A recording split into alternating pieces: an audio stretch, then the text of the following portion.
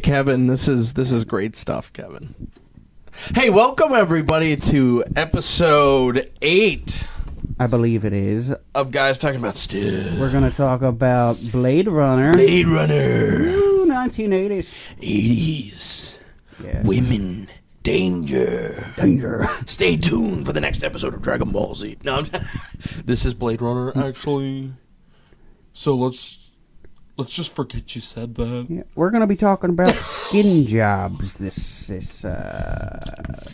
Sounds like last Thursday. Skin jobs over here, the replicants. So let's start at the beginning here. What? First it was time. First, we should probably talk about what replicants are. Unless you had a different direction you wanted to take things. I'm definitely fine with that. I'm going to even write that down. Boom. Boom. Such a good idea. It goes on paper. We're going to talk about that right after we talk about the novel. So, Kevin, have you ever talked... Do you know the novel? No. No. Androids Dream of Electric Sheep? You never heard of it? Is that what the novel That's what the movie's based off of. Okay. It's a Philip K. Dick novel. He also did Minority Report. He wrote Total Recall, Man in High Castle. Great movies. Hey, you're like, I like all those movies. It's like, well, he wrote the books of them, so I guess he's pretty good. So, did you read the one for Total Recall? I didn't. Oh, Did you? I was going to ask if when he goes out of his mask on Mars, his eyes pop out of his head in the book, because that's hilarious. That always scared the shit out of me. But. Oh yeah, it's a creepy scene. I also want to know if there's a three-titty bitch in that book. I bet there is, because even in the remake. Okay, for the listeners, her name is Three-Titty Bitch. We're not being offensive here. Yeah, we're not calling her. We're referring to she's a woman. If you scroll through Reddit feeds, you will find ones called Three-Titty Bitch, and they're about her. There's only like 50 guys in there, and they're all weird. Yeah. But if you're one of those guys, thanks for listening, and tell the other guys, because that would be a cool group to be a part. No, I'm joking. So he's Blade Runner. He's a sci-fi writer. Yeah, he wrote a lot of good stuff. In what years? Like the 50s. So he's like ahead of his time, especially since Blade Runner feels ahead of its time, and it's crazy that he wrote it in the 50s. So it's like, did you read the one that's for Blade Runner? What? Do Androids Dream of Electric Sheep? I listened to the audio book last year, so I remember a lot of details and stuff. Yeah. It's really different than the movie, so I will warn people, like, it's a whole different experience. It's a whole different story. Like, the movie's just a rough approximation. Yeah, I guess. Deckard's in the book. He is a Blade Runner. He hunts people. He has the noir vibe. There's replicants. Yeah. But the Rachel thing, that's not in there. Well, they had to take it a different direction. He had a wife, and I think he was interested in one of the androids. I can't quite remember that. But it's pretty much him just... the big question was like, well, if they're androids, do they dream of electric sheep? Just an interesting play on the words. But it's a good book, and I recommend it. I don't want to ruin too much, because if you've seen Blade Runner, you know it's a unique movie. Yeah. And the book's very unique, too, and...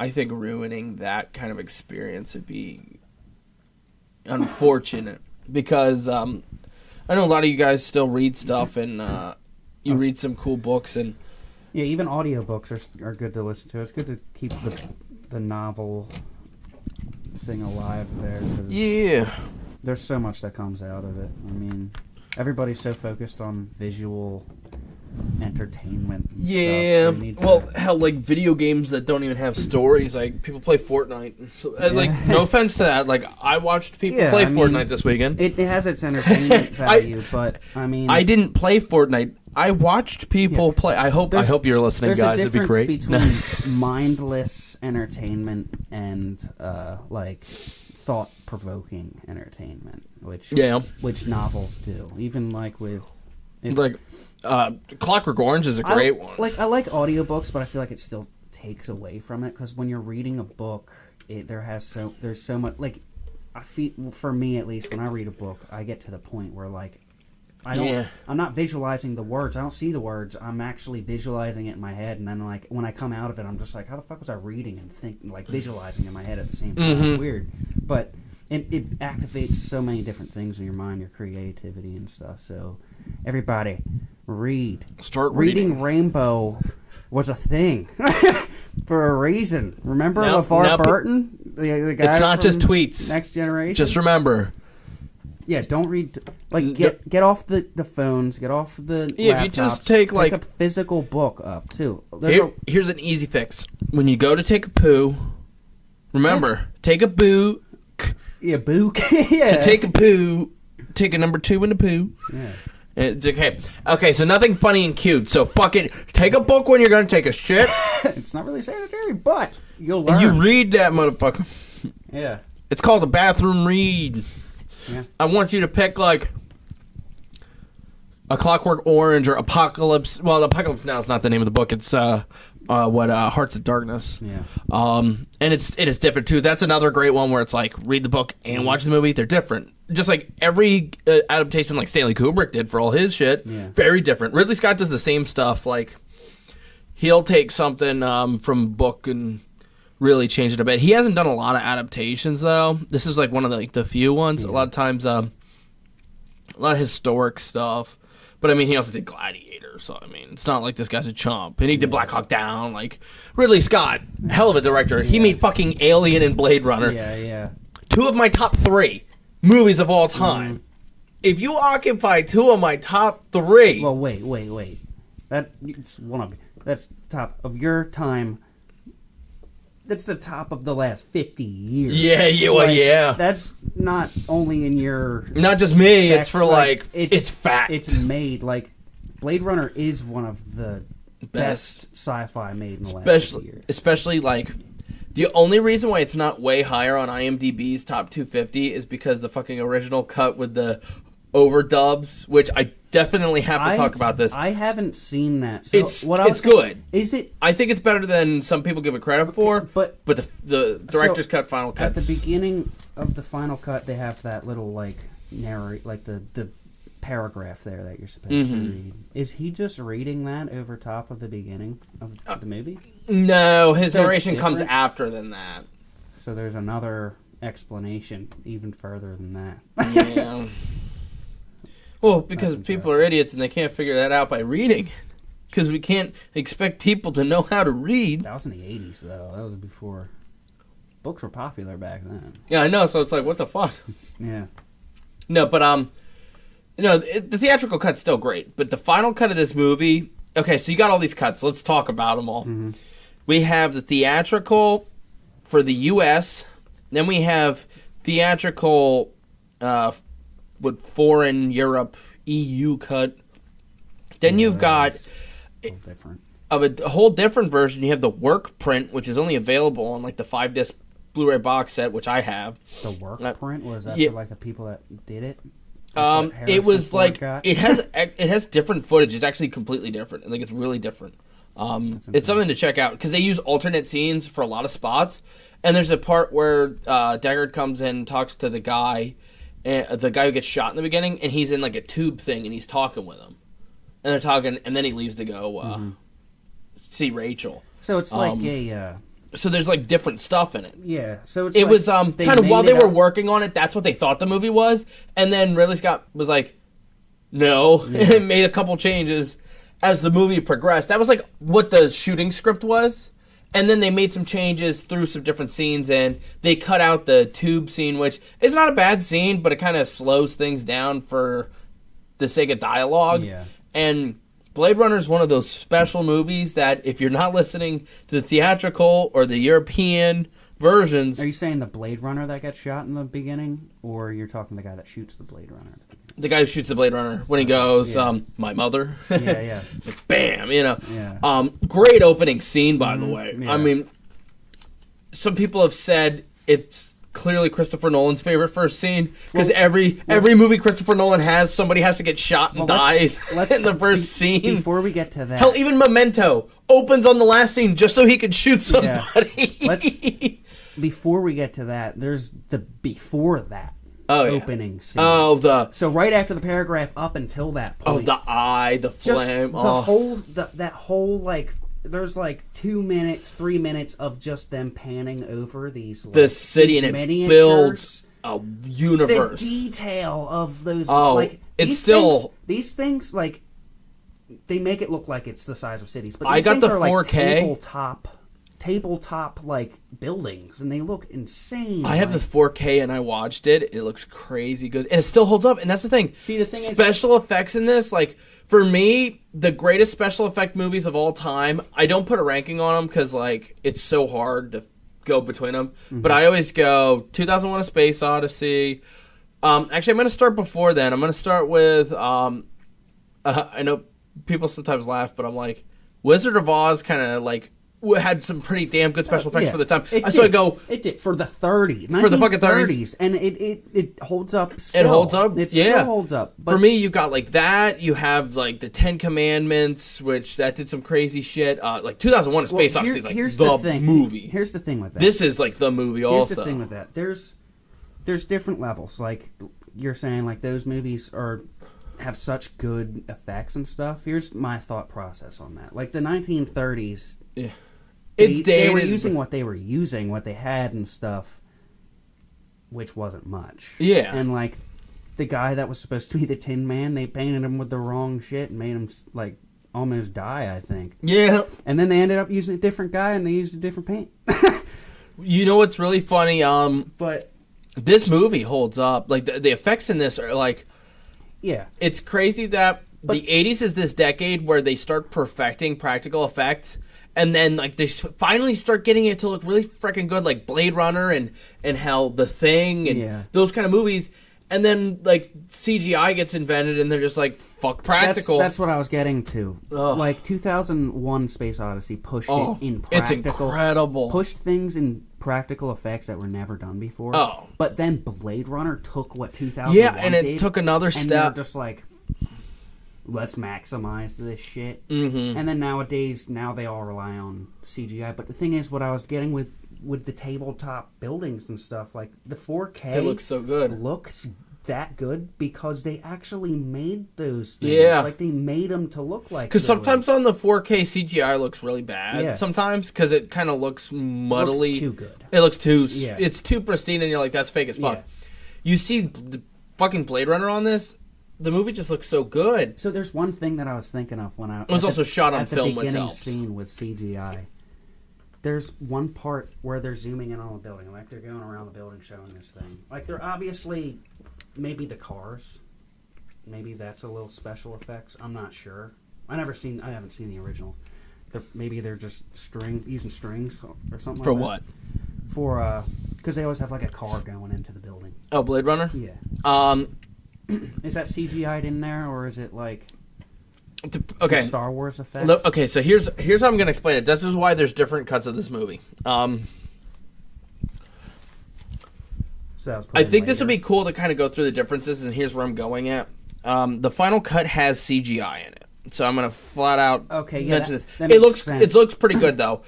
They just kind of touch up and pristine some background stuff, which background CGI looks good. Yeah, it's the CGI people always look bad, and freaking people are like, Black Panther's going to win Best Picture. The end fight looked like a PS2 poorly rendered cutscene. Yeah. And that's terrible CGI. See, when you do a background, it looks fine, but noodle arms will never look good. Yeah, the reason I asked that was because right after that, with the car coming in, like, it went to the side of the building, and there was a window there open, and there's just these fans spinning. And they looked a little fake, and I was just like, it could be practical, but... Them making fans that are like an inch. Maybe. Yeah, I mean that'd be crazy. I doubt they did that. And it looked a little. Well, CGI, which cut did you see? Fine. Final cut. You did see Final Cut? Yeah, that's the one I watched. Okay. Okay, so you do know what I'm talking about. Yeah, so there's that kind of like CGI little stuff. But they do it fine. They pull it off. It doesn't like it's not janky or anything. It doesn't stand out too much. One of my all-time favorite scenes in movie history, and I know that nothing happens supposedly, but I say stuff happens. It's when Rachel leaves, I believe, and then Deckard goes outside and it's raining. and you see this background. It's just so deep and dense. Dude, it's a matte painting, but they did a crazy paint. The guy who painted it, they made it so detailed that like apparently it feels like it goes back for. That's a painting? Yeah, it was a painting. Look how good that was. That's what I'm saying. Blade Runner was like, yeah, we're going to take practical effects to the max. Yeah, dude, I was watching that and it looks so much better than CGI could ever look. Yeah. And it's like, why don't we use this more often? Blade Runner fucking proved we could do it. But because kids didn't go to see Blade Runner, which is another thing. This movie had to get saved by Reynolds and different cuts. And throughout the years, people talked about it. And all of a sudden, now there's like, people know Blade Runner. Mm-hmm. But when it came out in 82, some people went, and the people who went, for the most part, liked it. Yeah. And then when the final cut came out, and director's cut in 92, I think is the big one, when, now you have VHS and Laserdisc and stuff. Blade Runner was huge in the Laserdisc market, which is why I'm really glad I got a Blade Runner final cut. No, my bad, director's cut. You're not going to get a final cut on Laserdisc. But I have the director's cut. And I think I have there's a Criterion Blade Runner one they had that they released. And it was the kind of thing where, like, freaking Criterion Collection, who really only tried to preserve, like, the best movies, knew that this was a great classic movie, and people just kind of overlooked it. Yeah. I think the same thing, unfortunately, happened with the new one. 2049 was not nearly as big as it should have been. So much better than any of the new fucking Star Wars movies, I'll tell you that. Blade Runner 2049 I thought was spectacular, but I do think we got to get to 2049. Going back to that scene that you're just talking about. Oh, the paint, it's so good. At that, like, that's at the beginning of the movie, like, a little bit into it, but it's not, like, too far into the movie. Mm-hmm. But, like, at that point, like, you can, it kind of shows, because this movie it's not really, like, there's not a whole lot going on the whole time. It's kind of like there's stuff happening, but like things don't even need to happen, and it's still fucking awesome. Yeah. Which in that scene is like she leaves and he walks out onto the deck and like he's thinking about stuff, but like you're just sitting there looking at how beautiful the effects are. Like yeah. And you told me it's a painting, and that's even crazier.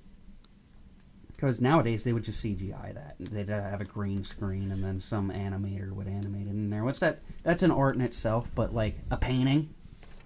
Yeah, I know. And it's so good. I think it's a great painting for, like, you look at it and you just see, it just fades back. But another thing they did is they took little cars. Yeah, they added little CGI car things with little things to it. Maybe they had well, even back in the old day, ones. they did some practical ones where, like, they, like, pulled a wire quick with, like, a little thing on it with a light above it. Yeah. And they tried to make it look as close to the cars as the bigger models. Yeah. And they, like, threw them down like a zip line thing. And they had that, and it looks like it's flying through this painting, giving it depth. For a fucking practical movie, I mean, holy shit. Yeah. Yeah, they did a really good job just with all the like little scenes where it's just showing stuff. Everything looks fucking amazing. You're just like, God damn, they actually like built these sets for this movie. Like, it'd be awesome to just have like a couple of the buildings if you had space for it. Just like a set of like one of those like over shots of the buildings or something like that. Be crazy, just the lights and stuff that are in it. Yeah. Like the model builders had a good time with that. Hey, they did a great job, and I like so many things about this movie. You know, like I don't have any negatives. Like, I really don't. Yeah. I mean, I've heard some people go, it's slow. It's like does that on purpose. It's not unaware. That's kind of like what I was saying there. It's kind of slow, but it gets away with it so well. Like, oh yeah. It doesn't matter that it's slow because you're just looking at it and you're like, Jesus, this is fucking beautiful. And but it's so dark. What at the Ridley same Scott time. does is he does it in Alien also.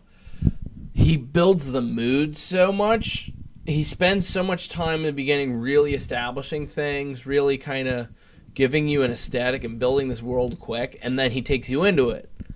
And then from then on, you're kind of on board with things. And another thing I really like in this movie is there's a part where there's a camera shot where we're watching Roy and Roy and the one other replicant guy, and they walk in and they're oh no, him and is it him and Pris? No, it's him and the guy. The guy that shoots the replicant at the beginning. Yeah. Yeah. And they walk in, they mess with the Chinese guy. His name starts with an L. But right before they get to that, there's a scene where you see them walking down this alley, and we watch them, and then the camera just turns and has us follow like a person on a bike and some other stuff, and you just like see down this alleyway, and it just feels like a like Night Hawks the painting kind of thing. It has like that atmosphere, and it's really crazy because you kind of soak that in. You're like, wow, that's just really nice. Like, it's really cool. It's really cool to see. And I guess I could see how somebody who has no patience and they just want Rambo to shoot up 800 people in this like body count action movie, I could see how they'd be a little disappointed and think it's boring, but this is not that kind of movie. See, I always feel like there's something that stands out from Blade Runner to everybody from like when they first see it. And when I was growing up, I've seen it a couple times growing up, but I never like thought about it until a little bit ago. Sorry about that. But Kevin was getting a call. I actually don't know what happened there. He's playing pop music. He's trying to corrupt the children. Corrupt your children. No, I don't like pop music. Pop music's awful. Let's get that straight. Pop music's bad just because it's popular, not because it's poorly written and made in an assembly line. It's just because it's popular and new. I was trying to pull up IMDb to get that character's name. But the thing that stuck with me when I was younger, whenever I thought of Blade Runner, how different it is, was that it's the beginning of the movie when like it's just like Chinatown, and like the first scene where you see Harrison Ford and stuff, and there's that blimp going at the top. Yeah. Like just the feeling of that scene, it's just like, it's the future, but it feels so like modern day kind of, because it's like it's the slums of a future society. See, it's not off-world. These are the people who weren't able to go off-world. Yeah, but it just like that stuck with me because it's just like it gave people something to grab onto. I guess it was more relatable to people, but it seemed like they shot it in China. Didn't they? Like they shot in Japan. No, Chinatown. It's supposed to look like that. They built like a set. They did a fantastic job. Set? I know. Jeez. Yeah, I know. They built like a Ridley How many Scott side actors were there? Yeah, they went all out. Yeah, Blade Runner was a huge production when they made it back in the days. Like people forget. Like I think it had like the same budget as Empire Strikes Back. So, which is kind of crazy to think about it because Empire Strikes Back made a lot more money, and it was also the second one. It was also the second one of it. The first. Well, people forget the first Star Wars movie. Nobody believed in it. Like it only got made because The Omen made so much money. They're like, "Fuck it, George, make your space fantasy." Space opera. Yeah, your space opera with some kid with daddy issues. Your little blonde kid over there. You're making fun of it, but it's fucking amazing. Yeah, I know. We did a Star Wars episode. I clearly love it. This is for the Trekkie fans who we made fun of all those weeks ago. We'll weeks ago. Trek. My bad. That was 2. We'll get to Star Trek out. And then We'll make fun of Star Wars. We'll do you all. We'll make fun of Star Wars again. Don't worry. That we can enjoy together, Star Trek fans. We band together. Yeah. Except that Blade Runner is the better Harrison Ford franchise. Okay, so there was Roy. Yeah, Roy. By Rutger Hauer. Rutger Hauer. He played that amazing. I love him. He's a really good actor. I love him in Batman Begins. Yeah. He's also The Hitcher. If you're a fan of like 80s horror movies, he was in a lot of other things. He was in Lady Hawk. No, I think he's a really cool actor. I really like him. And then we also have we have Pris. There's Pris, and then there's Leon. Leon. Yeah, Leon's the guy. I don't know. I forget Leon, and I will say, out of all the replicants, he's the one with the least amount of development.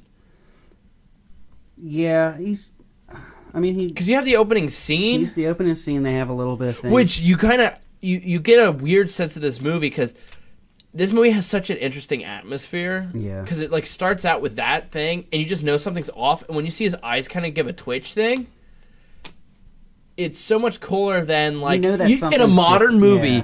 here's the thing. In a modern movie, they would fucking ruin this because Leon, instead of shooting him and having it be dramatic and not understanding what's going on, he would probably stand up and like transform into a gun weapon thing, and he would turn his mech unit, and then he would like, I don't know, grow a sword and cut him in half or something, and he'd fall. It'd be so fucking awful. If Blade Runner came out today, it would be a blend of Terminator, Genesis, and Terminator Genesis and the RoboCop remake. Yeah.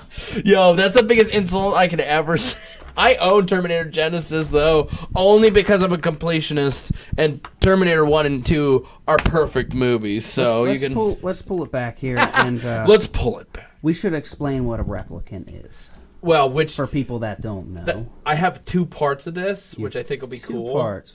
So, yeah, replicant. Basically synthetic human. Yeah.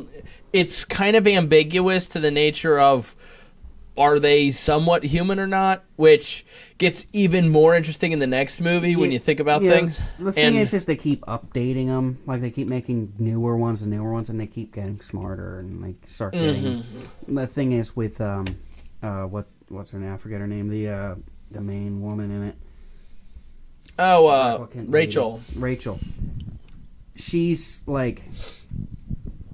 They start implanting memories in him, and she doesn't actually know that she is a replicant at first, and then she figures it out after a little bit. But basically, these replicants are being used as slaves for menial work and stuff that I guess humans left Earth to let them do the work. And they rebelled against the government, I guess. Mm-hmm. And then it became illegal for replicants to be on Earth, right? Something like that? Yeah. I didn't really understand the beginning. Like, that paragraph explained it at the beginning, but I was just like, so why are they... like, well, guys, prepare, because it's this year. Blade Runner takes place in 2019, right, so... yeah, get ready for that. Get ready for Replicant Rebellion. I'm a little worried. Yeah. I've seen too many Microsoft AI commercials. because you know the tool that can tell you if there's lots of corn is the same thing that'll turn into a mechanoid robot that'll shoot you cold. But no, they kind of delve a little bit into it in the anime segment for the 2049. They talk about some stuff, but that's like a different Revolution thing. But like, I don't know. It's so weird that Blade Runner, they put themselves in a good spot where it was enough in the future that it was the future, but it wasn't so far that it wasn't not so that it was relatable. Yeah. So it was relatable. I mean, a lot of technology that they thought was gonna, or like they used in it that I guess was like a predicted way that it could have went. Well, it's funny how it didn't turn out, because like everything is like Polaroid pictures. Like literally, it says Polaroid on it, and like they just print stuff out. The TVs are still around and stuff. So it's just like it's funny to see these 80 technologies in a future world. Oh yeah, same thing with 2001. It's really interesting watching how like they have like the scene where Deckard puts the picture in the machine and moves around and watches it. That's a cool ass scene. One thing they got right is Coca-Cola is still around. There's ads and stuff in that. And the flying Asian blimps. Yeah. Did you forget about those? The ones you see every night?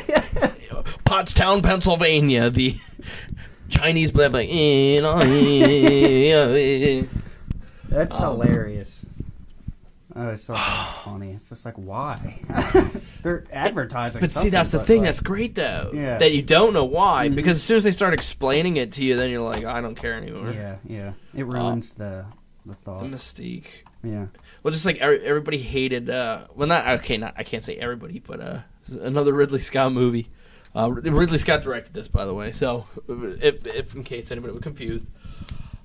He did Alien Covenant, and a lot of people were pissed off because he started explaining how the aliens were created. Prometheus was more ambiguous, which I really loved. I love Prometheus. I think it's credible. Not credible. Incredible. Alien Covenant, I really, really like. And I'd probably give it like a B+ rating, or however you want to translate that to whatever scale you use. Prometheus, I give it like an A. which would be like my special edition grade kind of thing, I guess. But yeah, you know, it's funny that I think it's still a really good movie, but it kind of explains the myth of the alien and all these things about it. And it's like, this android guy made it in a cave on this weird planet. It kind of It's ruins like, your own thought of it. You know, like you had your own theory built up of Well, it. and that's why Prometheus was so nice at the end when you see the thing, but it isn't quite the alien. Yeah. You're sitting there going, oh, there's still some mystery here. We don't know. Yeah. This is a thing that's similar, but it isn't. Yeah. So that's kind of cool. You were sitting there questioning yourself. And I can see how some people, when they get questioned by a movie, they just get mad and they're like, that was terrible. It was a terrible movie. It's like, no, it made you think and it didn't give you an answer, so you kind of have to, it was a terrible movie. Yeah. You know, like 1 out of 10. Meanwhile, they give like Transformers Revenge of the Fallen a 9 out of 10. Wasn't a perfect movie, but it wasn't bad. 9 out of 10. I've met people like that where, like, I had this guy in this forum legitimately tell me, like, Batman vs. Superman's a 9 out of 10. I'm like, what? And he's like, yeah, you know, he's like, people really underrate it. People do underrate it, but not 9 out of 10. It's not a 9 out of 10, Yeah. man. Like, it's like a 7 out of 10. Which, Yeah, I'll give it a 7. 7? Yeah, I'll give it a 7. I'll give you, I think it's as good as Ant-Man. Give you that. It's better than Thor Dark World. I like Which Thor Dark yeah. World has like an 81 on Rotten Tomatoes, and it's like, how dare you? Yeah. It's like, really? It has like the same rating as like Scarface because there's like 20% of critics who hate De Palma just because he's violent. But that was how poo-poo critics used to be like 35 years ago. Nowadays, if it's just the most left-wing propaganda, it's fucking 10 out of 10. Yeah. We're not going to judge it on its merit. It just agrees with my agenda. Which I don't want to go too much down that rabbit hole. But it's just really funny. Yeah. Well, pulling it back to Replicants. So the whole plot of Blade Runner story is based off of these 3 or 4. Was it 3 that he was assigned to at the beginning, or was it 4? Actually, I think it was. Well, no. So 5. in the intro paragraph it says 6 escaped, and they said, well, it depends on what version you watch. See, here's an interesting thing. Here's another thing about the versions. I and actually this is missed why, that in the paragraph. I was talking about when he talks to the police officer. Yeah, about how many more there are and to then kill. Yeah. Well, yeah. Here's the thing. It actually depends on what version you watch, and here's one of the cool things. Okay. So, in the theatrical, both the U.S. and the European, and I don't know about the work print, so I can't talk about that one. I'm just going to kind of skip it. Mm-hmm. In the U.S. and the European theatrical versions, it says in the beginning, 6 replicants escaped, 3 were killed. Let me think. Right. In the original. It's what? Because it's... Because okay. So, there's 4 left. There's 4 left, definitely, because he chases the one down the street. Okay, yeah. So it says, 6 escaped, 4 left. Yeah. In the director's cut and the final cut, it said 6 was like went to escape, and there's 5 left. And then he's no, maybe it's because I thought the fifth. No, he adds one later, right? Because he adds a 5th. Well, later in the movie, the guy adds Rachel. Yeah. But in the intro paragraph, in the director's cut and final cut, it adds 1. Okay. And I think it's enough so that it's the 4, Rachel. Okay, that's it. My bad. Okay, so it's 5 in the theatrical, 6 in the new one, and I guess it was like 8 tried to go. Yeah, so in both versions it's 8, but then they have an extra one being alive in the director's cut and final cut. And it's like you have the 4 people, Rachel, that's 5, Deckard, 6. And that's one of the big things about this movie is the debate of whether he's a replicant or not. Yeah, she said that he... Like, have you ever done that yourself? Yeah, it's like... But the thing is he lives so long, and he was made, and he, like, was around for longer than that, so... See, there is that, but then there's the part where they talk about how Rachel's different, and if Deckard's the same model... I get that, but... I mean, I guess you don't know what happened before the movie, but, like, he had a history of being a Blade Runner for so long. Supposed history, and that's the thing. But like everybody's just in on it, like the police officers and stuff. Which I'm glad you have the opposite side of this, Kevin, because this works out nice. It's an interesting debate to have, and that's why I did write replicant or not, which is a huge question about this movie. So if you whoops, if you haven't seen the movie, go watch it and come back. Well, that does bring something up with the second one, sort of. Well, and there's three things in the original. I'm going to state my case for why I think he's a replicant, and there's one line in the new movie. Now, you could take it all for what it is, and these things could also go the other way, which is so cool about this movie. But I think the biggest evidence that he's a replicant is at the end when he picks up the unicorn. Mm-hmm. And he had the dream earlier. In the theatrical version, there's no dream. He doesn't have the unicorn dream in the original version of the movie. So what happens is, in the original, just see him pick up the animal and he goes, okay, that guy spared Rachel. That's what you think. I spent a while trying to figure that one out. And I think it is that, because he had... But he knew the animal. It's like, wait a minute, what? No, but he heard, like, at the end when he picks it up, he also hears the guy dream. Say, too bad you won't hear him... Or she won't live. But then again, who does? Yeah, but then again, who does? So basically, he's saying that, like, I think, because I've been trying to figure this out. Well, because a unicorn could be a symbol of hope, too. Yeah, but I think is that he's saying that basically, like, you're on your own, like, and people are going to be coming after you. Like, he's just letting them know. He's warning them. It's like the end of The Dark Knight. Yeah. But like I think it's a warning basically. Like, and he's warning, and he just like he nods and he's like, all right, and then like they go on their move, and then he's missing for 30 years. Yeah. So I don't think he's a replicant. That's just my take on it. My evidence, there's the unicorn. There is the that was fact my counter to your unicorn. You know how the replicants, their eyes glow orange? Okay. Deckard in the one scene, his eyes are orange. In the one scene, but that was. But like they specifically do it, and they make his eyes orange, just like hers in the same scene. For like a second. That scene's actually not in the theatrical cut, and that's why it's interesting that why in the director's cut would they add a number to the replicants that escaped, show the orange eyes, have the unicorn dream in it, all these things that kind of make you think he is a replicant. They're like all added in Ridley Scott's versions of the movie. Okay, I'm going to be jumping forward here, but that would change the mentality of the second one entirely. See, you think that? But what about what about the end when Jared Leto says to Deckard, he goes, when he talks about Rachel, he's like, "Oh, you were made for each other." All right, not like you could be like doing the English teacher book thing where you're reading too much into it, but you might not be. But what he's a replicant, man. What I'm thinking is he's a replicant. That could change it in the fact that because they had a kid, like that was the point of the second one, right? They had a kid together, so like it would change it because if Deckard's a human, that means replicants and humans can have kids together, which would be something fucking crazy. Yeah. And also, if he's a replicant, then that also is crazy because that also means that replicants can have kids together. Mm-hmm. So, either way, it's fucking like, oh shit, like it changes things. But my mentality was always just like that.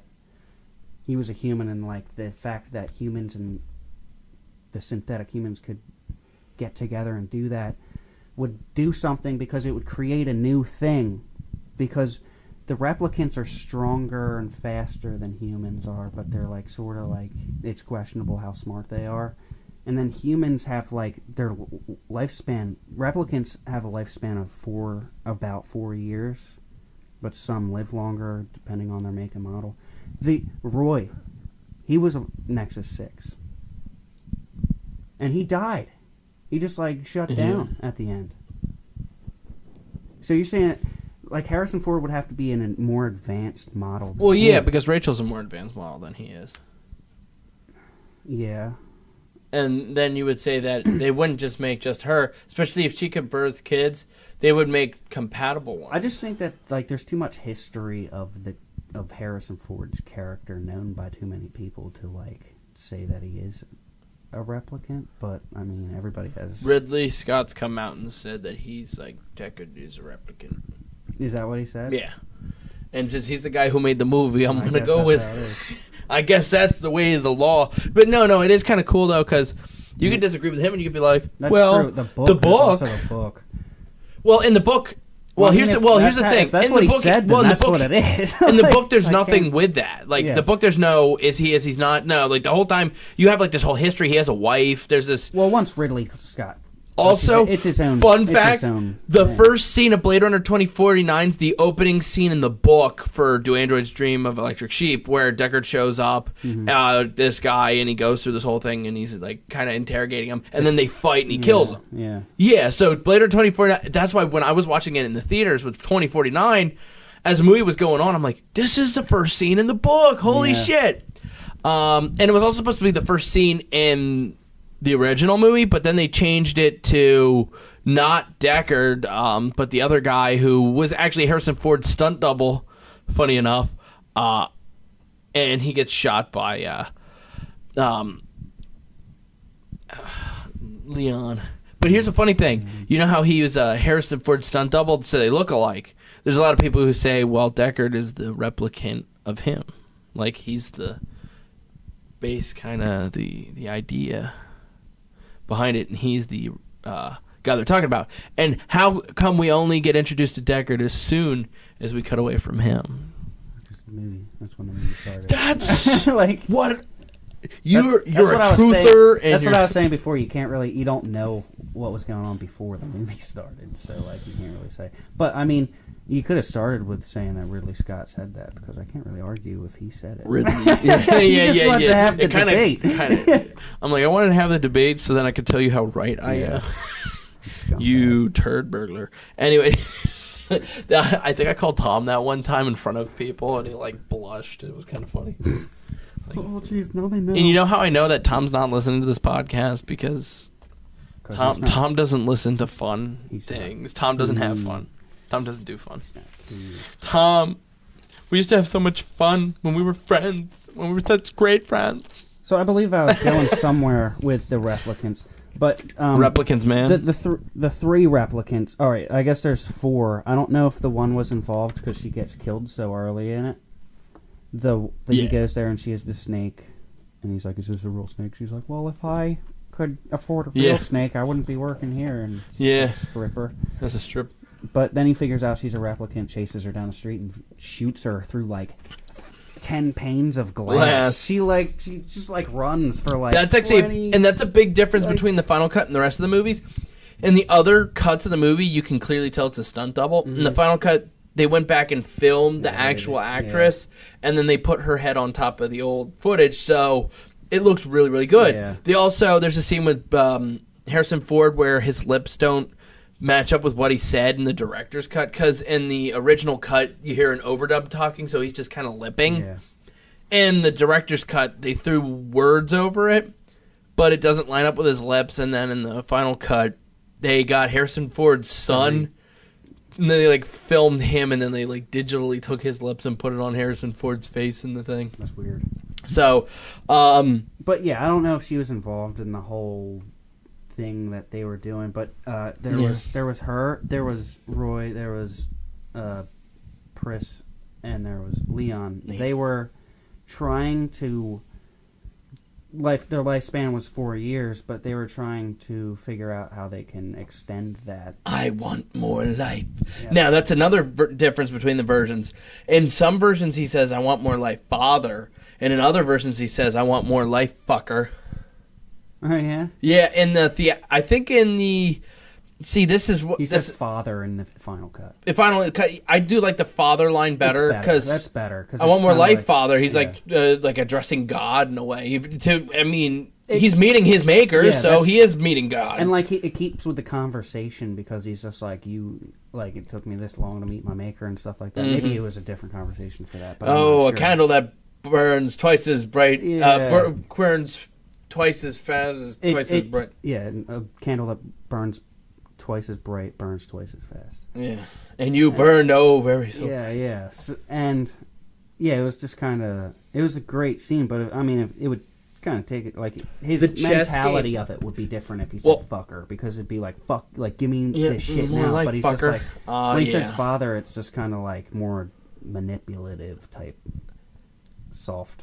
And an interesting thing is the chess game that goes on in Blade Runner. There's actually stuff behind that. It's actually based off of a thing called what it was like the greatest game. It's like the greatest game of chess I ever played. But it was about sacrificing your queen to get a checkmate, and it's because they fall for the trap. That's why he gave up his queen, and then he had the bishop queen b5 or whatever, bishop 5 or whatever, and then he takes it and he goes, oh, what keeps you up? And he takes it, and then he goes, he makes another move. And he goes, said, you must have checkmate. been thinking about this. Must have been messing you up. You better come up here and like talk about this. And then he comes up, and then Roy's there, and he's like, oh, Roy. And he's just like, yep, I brought somebody. That guy was like 25 years old, and he had some disease that made him look older. His cells aged faster.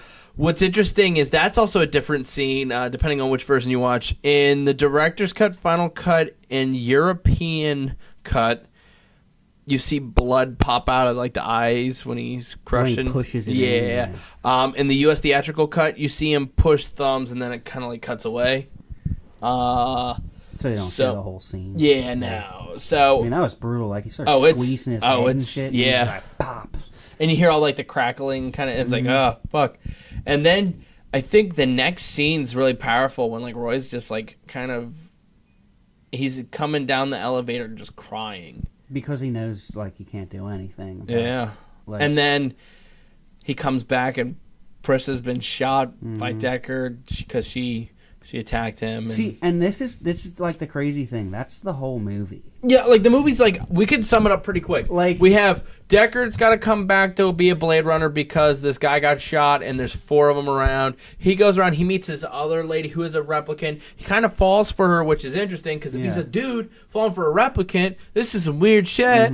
You're gonna jam your gears, jam her gears. Anyway, but you have all that stuff go on. Then you see these replicants trying to figure things out, meet their maker, figure things out, get more life, and they go through all that, and they figure out that they can't. And then Deckard's like picking them all off, and then we get to the ending, when Roy's chasing after Deckard, and that's a crazy good scene. That is crazy because he just gets all whacked out. Woo!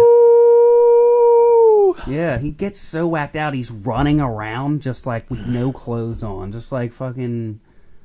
He's like, I see you, and just scaring the fuck out of him. Like Harrison Ford, fucking his character, Deckard's fucking like scared as shit, like climbing bookshelves to get up holes in the roof and shit, and then. I'm trying to get the quote here. I think it's funny. The last scene when Deckard runs and jumps in the worst way possible. Because he's trying to jump buildings. Yeah, and he kind of slids. He jumps with both feet, hops, and then jumps. Like he hops to the edge and then jumps, and he like almost doesn't make it. And the other guy just like kind of leaps. I mean, it's supposed to be the replicant. An interesting thing here. At the end, one of the lines that kind of sticks with me is this part where Roy Batty goes, "Quite an experience to live in fear, isn't it? That's what it is to be a slave." Yeah. You start to realize, like, the replicants, how they're seen as, like, subhuman and, they're not real, blah, blah, blah, blah. They're slaves who are used on an off-world to do the job so that people can have money and live their lives. And that's what it is. The replicants are slaves. Yeah. And the thing is, it's interesting, Then they feel hunted, too. And they're hunted. So he made Deckard feel hunted. He scared the fucking shit out of him. Yeah. So, and he was like, this is what you do to us. Yeah, exactly. And he saves him, though, and he wants to, like, address it. And it's kind of Roy Batty saying, like, he's teaching Deckard a lesson, but also, like... Yeah, he could have let him die, too. He could have let him die, but, he witnessed all the death. I mean, he saw Pris dead. And yeah. The thing is the thing that he said. He basically killed his god. Well, the thing that he said I mean, he right kills the after maker that of the... was kind of interesting because, like, you think of the memories that were injected into this guy's head. Because he's just like, I've seen things you no wouldn't man, believe. like no man on Attack Earth would ships believe. Yeah, on the... on like the 10,000 like on like Orion and stuff like that. Like, some crazy space shit shoulders that, like, of Orion. he's just like, These moments. Yeah, these moments will be lost in time. Like tears in the in rain. And it's raining in the scene, and it's just like time to die. Yeah, and then he just dies. I thought that was kind of cheesy. Like that specific thing was kind of weird, just because it's just like he knew that he was going to die then, and then he just dies. Well, see, so it's just like, I'm going to die now, and well, no, see. It's for me, the way he says it, though, he goes through all of that stuff, and he kind of keeps it as like an inclusion of what he's saying. Yeah. So when he goes, time to die, and he kind of gives him this look, and then he kind of like smirks, and then he just leans over, and he just kind of like sits there with his head down like that. He dies, but basically. He lets go of the pigeon. The pigeon goes flying, and depending on what version you see, he either flies into blue sky or darkened sky. Oh, it's raining. So, I mean, be continuity error. If blue sky. See, well, the blue sky version is the theatrical, but it was supposed to show how, like, it's like transcending. Yeah, and like it's well, it's kind of like better, well, in a lot of ways, I kind of almost feel like it's him. Well, it's him redeeming himself, and I know people who take a religious theme out of this movie where they go, when Roy saves Deckard there. He's making the selfless move to save this guy who hunted him and killed his friends and everything because he wants to redeem himself, his soul, his being. And when he's letting go and the bird flies and escapes, he's like transcending and like his soul. It's like proving that like these slaves still have a soul. And I think there's a lot of power to that because for a lot of times, I think I remember hearing stuff where, there's something to do with, like, people would say, like, it was okay to abuse black people when they were slaves because they didn't have souls, apparently, is what some people said. But they have soul, though, so... No, I'm joking. Did you ever notice that the scene where he dies and, like, he's sitting there with his head down? There's like, a police, like, hover car that pops up behind him. Like, it's just like, well, it's the one where the guy. Well, no, it's the one with the guy who gets out. Yeah. What is that guy, like Chinese or Mexican? No, man. It's a mix of Hungarian. He was a Hungarian guy. Well, Edward James Olmos. You've seen him in a lot of stuff. I guarantee it. He's Hungarian, but he mixes Hungarian and Mandarin. Yeah, that's and something else. Yeah, it's 3 different languages, mixes them up, and then spoken that. And it's cool because they call it a city speak or something like that, and it's really interesting. Now, city speak might be from Brave New World, but whatever. Yeah, but that's the scene where he's just like he's like, good job, Deckard, and then or like you had I forget what he says exactly, the quote that he says, but then he's like, basically, like, you had a tough run, and he's just like, so you done? And he's just like, yeah, I'm done. And like, there's obviously one more replicant that he didn't take out, which is Rachel. Well, and when he comes by, the door's open. The door's open, and he goes through, and he's all worried, and he's like, and you kind of hear, like, see, Rachel? Here's why I think that I guess he is a replicant. Because Ridley Scott said it. But when he picks up the unicorn man, picks up the little unicorn man. Regardless of that, I think it still is the fact that it was him letting him know that he doesn't care. I think. Mm-hmm. Because he left the door open. He was obviously there. Yeah. Before Deckard got there. And I think he went there while Deckard was actually getting chased by Roy. Yeah. And he went there, and then he made a decision not to do anything because he realized that they had a romantic thing going on, and then he's just like, okay, nothing's going to happen. Like, because I guess he knew that Deckard's not going to he's not going to just go and do bad shit. Because, like, Deckard said before, he said, if some replicants are beneficial to society, some aren't beneficial. If you're beneficial, then you're no problem to me. So well, yeah, and he even says that earlier in the movie. Then you're a hazard. Yeah. You know? So basically, he's saying that like that the cop guy is basically just saying, he's just like, okay, I'm not going to chase you, but you still got to watch yourself on other Blade Runners, because. Well, that's why they go out to the country in the end of the theatrical cut. Mm-hmm. Yeah. You haven't seen at the end of the theatrical There's another cut. scene after that. Yeah, when they get in the elevator, it cuts to them driving out in like this nice, peaceful place, and they use unused footage from The Shining of these like overhead shots. Really? Yeah, I'm not joking. Yeah, so they use, and it's actually from The Shining because Stanley Kubrick was like, "Yeah, Ridley, you can use my stuff." So yeah, it's actually unused stuff from The Shining. I like how they ended it. Yeah, I like how the final cut ends, but yeah, you do want to see this. Though, yeah. So that's the thing. Like people who've only seen director's cut or final cut, they go back and watch the theatrical. It's a whole different experience because you get narration, you get. I feel like that'd pull it out of like the final cut where it ends at that elevator scene. Oh, it's so great. It's like a cut, it cuts perfect, and then you're just like, you literally sit there and you're just like, that was fucking awesome. Like, I feel like if they had that extra scene in there, it'd pull it out, and then you'd be like, well, they ended it. Yeah, because there's also like an extra song because of it, and it's like it's a nice little peaceful thing. But then there's also stuff there though, and they're driving down, and there's more narration, and he kind of talks about stuff. And it's less mysterious. But then there's one of the versions, Rachel. It might be the European one. She turns to Decker and she goes, "How do you know you're not a replicant?" No, I don't know that she says that, but there's like something she says that like basically questions if he's.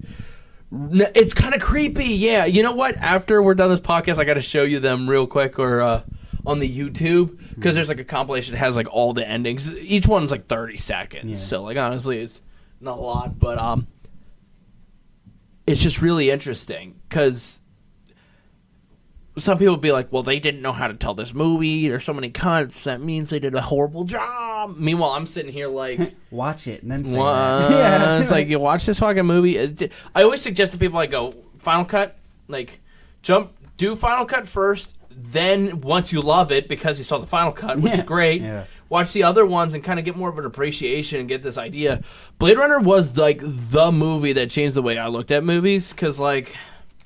a couple years ago, I saw it right before I went on like a vacation. I had seen that and the Doors movie in the same day.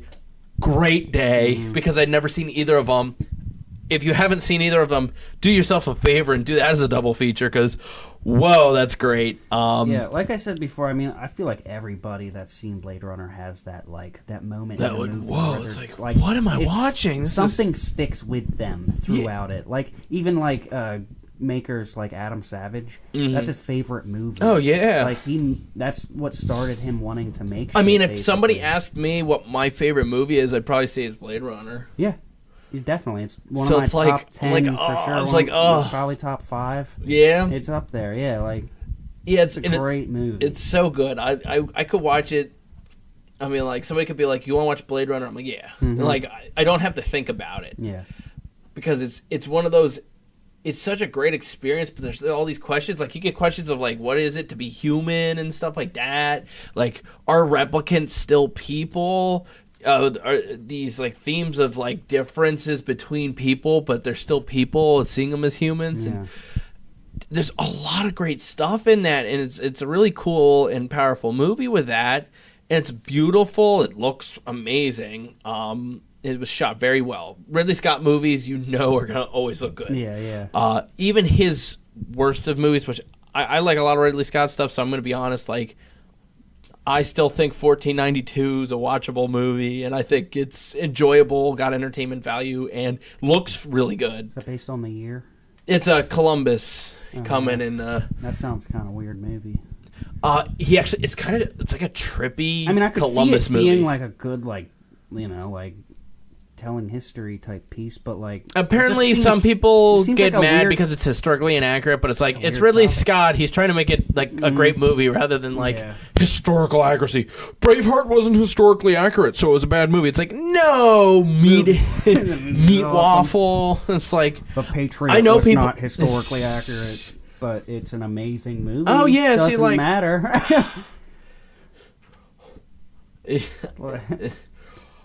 Yeah, I'm sure you could find a lot of movies. Star Wars wasn't historically accurate, huh?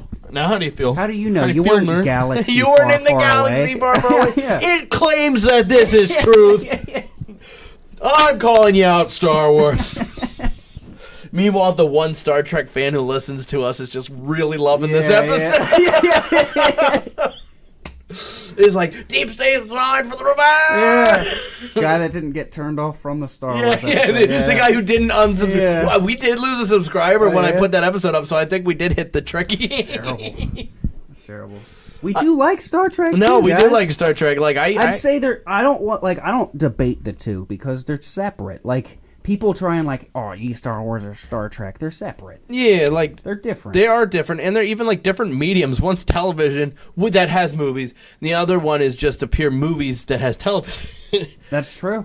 You're right. Yeah, Star Wars, it's based off of 7 movies, 6 movies, 7 movies, 8 movies. 9 3. 9 movies. The original. 3. The original. We only talk. Okay. We only talk about the original trilogy here. We're gonna be real about this. It's based off the one movie. And then he's like, "Oh shit, I still gotta finish this trilogy up." And then he finished the trilogy up, and he's just like, "Oh, I guess I gotta make some first ones too." Better make some money, you know. Hey, prequel. So I watched this movie Cannibal Holocaust. There's all this animal violence, so I thought, why not have teddy bears with sticks kill people?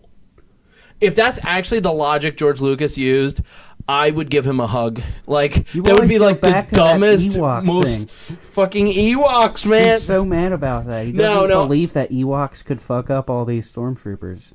If stormtroopers had modern day guns and shit, like they used like Gatling laser guns and shit, sure, they would have lost. But with the primitive laser technology that the Empire was using, the Ewoks had plenty of advantage in their wooded area.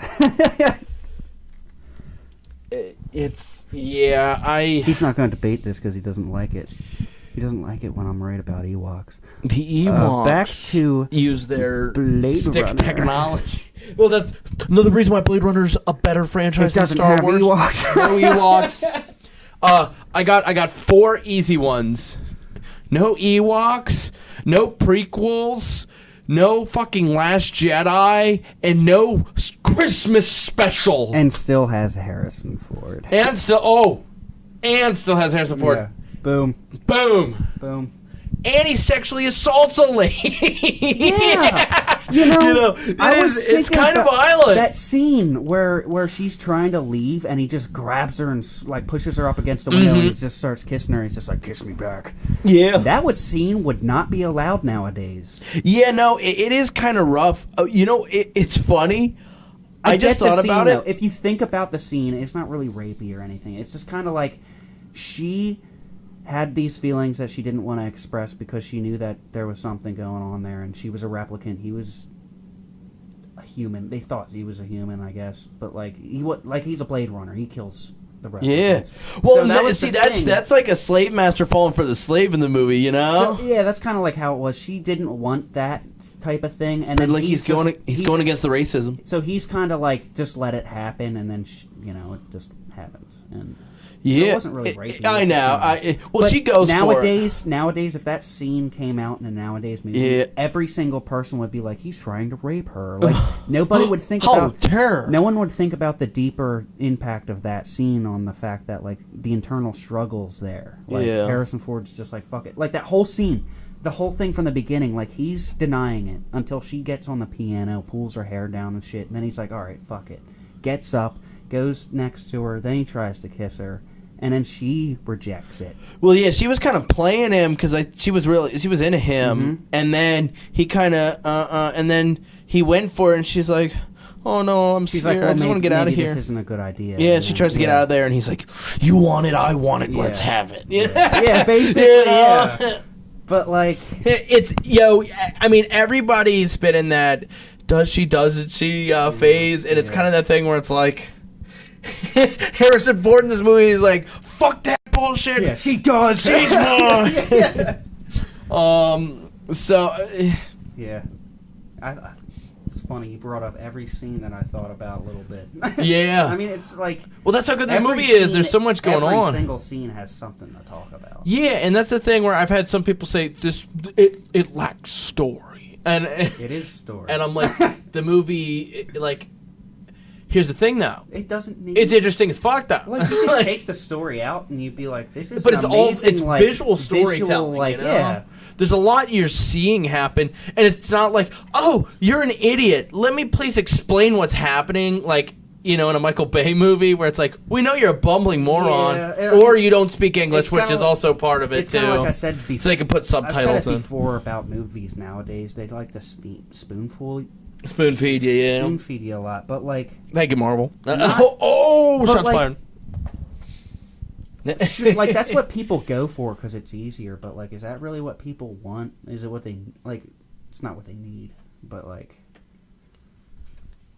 yeah, I'm sure it's what a lot of people want because they call Blade Runner stupid and stuff like that. And I actually know a bunch of people who've never seen Star Wars, but they've seen Blade Runner, and they were like, "Oh yeah, my dad put this on. It was fantastic and amazing." Oh, have you ever seen Star Wars? No, my dad said it was fucking dumb. And it's like, whoa, shit. Watch Star Wars 2. I mean, yeah. One. The beginning scene. Oh, it's... Like, where, like, they're chasing that assassin and stuff. Kind of Blade Runner-y. Like, it is. Not totally. Like, it's totally different. Well, yeah, George was going for a noir vibe, which, yeah. Exactly. Like, the city at night. Like, it kind of had a Blade Runner type feel, but it was still Star Wars. Obviously not as good, but like I said, Attack of the Clones, it was still better than Blade Runner. You heard it here. Attack of the Clones is by far the greatest film of the 2000s because new movies are bad and George Lucas knows movies. Clearly, I'm joking. Now, I like the prequels more than most people do, and I think I even said that in the Star Wars episode. I kind of defended them. Yeah. But but Blade Runner is much better than any of the prequels, and in my opinion, it's better than any of the Star Wars movies. I don't think people should be separating. I don't want to compare them. They should just clump them in. Just say there's like Star Wars. Star Wars is good. Like people are like, there's the originals, the prequels, and then there's the new ones. No, it should just be the Lucas films and then the Disney films. Lucas and other. Yeah. And Lucas did it right, no matter what. The whole fucking thing, it all works together. You watch them all in the row, it makes sense. Yeah, they're actually not bad. They don't ruin really anything. continuity errors at all. Thank you, Last Jedi. Like fucking Last Jedi, man. Exactly. Disney such a disappointment. That one up. I had somebody tell me they thought Last Jedi was better than Blade Runner 2049, and when I heard that, like, I had tears running down my face laughing. Like, they thought Last Jedi was better than Blade Runner 2049, which I think is the funniest thing I've heard in my life because moving on to the next one. Brain damaged. I think Blade Runner 2049 is a fantastic sequel. Yeah, it's a great movie. I think it works so well with it. And I think, I guess my final thoughts about the original trilogy that I think really lend in really good at 2049, and then I'll let Kevin kind of finish up with the original. But I'm good. Yeah. I finished what I was saying, I think. All right. Or I don't remember where I was going with it. Yeah, my last kind of thing is, like, it's such not your average kind of, like, Harrison Ford's kind of seen as, like, an action hero, especially, like, that 80s, 90s action hero when he was, in everything from, like, Air Force One, Indiana Jones, Star Wars. The funny thing is he's, like, an action hero back then, but, like, he's not Arnold Schwarzenegger. Yeah, no, he wasn't. He's like that, like, reserved side. He was this charming man. Indiana Jones, Blade Runner, this Han charming Solo. Man. He wasn't like the guy running up at the front of the lines and shit. Like, he's the guy like sitting to the side, being like, "I'll let that guy get killed first, and then I'll go in." Like, the logical thinker. Like the part when the guy swings the sword, he just shoots. Yeah, that was awesome. That's one of my favorite scenes, and it's funny. It's all because Harrison Ford had the flu, and he didn't want to do the fight scene. So Steven's like, "Okay, if you could think of something else, maybe we'll do that." And it was one of and the he was best like, scenes. "What if I just shoot him?" And he was like, "Yeah, it sounds good." Yeah, it's just one of the best it's so scenes good ever. Like because it's so hyped. This whole thing happens, and every single person gets a laugh out of that. Kids laugh at that. It's hilarious. And it's nice to have that laugh there because, and here's the thing, people think I'm a hypocrite because I make fun of Marvel for changing tones real quick. In Indiana Jones, it's so jarring, it's hilarious. Well, but it's also like it's just a little. It's so him thing. though. It's such a little thing. Yeah, he would do that. Yeah, his character's that kind of guy. My problem with the Marvel movies is they write jokes and just put them in their movie. Yeah. It doesn't feel like that character would do those things. The thing is they write it and they put funny things in it on purpose, so it's a family aspect. They want that funny thing. They put it in there so people do want, like, they laugh. And it's also formulaic. They do it every 15 minutes. When he was making Indiana Jones, it's like a fight scene. There's a fight scene. He just did that. He's just like quick, and then like it went back to this woman being kidnapped. Yeah. It's like I said, I've said it in the Star Wars episode. George Lucas is really good at instantaneous humor. Oh yeah, really good. Like he can pull off those little things, just like that little quip. I'll admit, there's a couple moments where Jar Jar's actually humorous in the first movie. Like he's getting he's licking the things off the bowl. And then Qui-Gon grabs his tongue. Like, don't do that again. Whoa. Yeah. And then when he zaps his tongue. My mouth is fucked. My mouth is fucked. And I don't think Jar Jar's as bad as some. I've had some people be like, Jar Jar's cancer. It's like, Jar Jar. I like Jar Jar more than I like The Last Jedi. So, like, the way that he was in the second and third movie, if they had him like that in the first movie, like, more reserved and not as, like, slapstick, it would have worked. I think he would have done fine. It would have been great. Not many people would have been talking shit on him, but he went over the top a little bit there. I think that's what it was. Yeah. Just, it took him a little bit too far. But I believe you were about to move into 2049? 2049. 30 years. I don't know this one as much. I've seen it once a little bit ago, but... I guess one more thing. Actually, no, we'll do these later. I'll do suggestions. Yeah. One thing I do remember is the first scene of 2049 with Dave Bautista. He's doing the Dave Bautista. Yeah, and as I said, it's the scene in the book and what was the original was supposed to open with. So it's kind of cool he just picks him up and smashes him through the wall. Like, the guy who made this, Denis Villeneuve, he was actually a big fan of the original, and when he found out he was going to get to do it, he was like, "Whoa." He's like, Blade Runner? I just read... I get to make a Blade Runner film? Before this, I just read an interview with him, and he's like, I'm really scared. Because I guess it was before he finished making. He's like, I'm really terrified about this, because Ridley Scott is all, like, great. Like, his movie is perfect. Oh, yeah. And, like, and he was scared of the fact that he has to make it his own thing now. Like, he has to take Ridley Scott's I think he did a good job with it, though. Oh, yeah, he did. Fantastic job. He actually lived up to the first one, and he complimented it instead of ruining it like a lot of sequels do. Most sequels, yeah. It's one of the best sequels of all time, I think. Blade 2049. I thought it was so good. I have no complaints about it. Again, like Blade Runner, and I know I joke about this franchise. I'm like, it's one of my favorite franchises. Both films are fantastic. I was worried about 2049. I was worried when I heard about it. I didn't like Ryan Gosling as an actor. I didn't like him that much. The roles that he played before, I just didn't like him. He was good in La La Land, but if you didn't catch La La Land, you wouldn't know. Yeah, I didn't watch that. But I was worried about that, and then I saw the movie, and he did such a good job. He did an amazing job in it. He's really good in Drive. He's actually doing good in a lot of things. He's picked up as an actor. He did First Man, right? Oh yeah. He was there. Yeah. He was a boy in First Man, which I thought First Man was incredible. It was an amazing movie. I think Ryan Gosling's actually a really, really good actor. I think just there was a little stretch there where he had been in a couple of like rom-coms, so like I guess some people started calling him like, oh, pretty boy rom-com guy, and you know when you get a stigma on you like that, you know you have to go do some brutal action movies. You know, you gotta go kill some motherfuckers.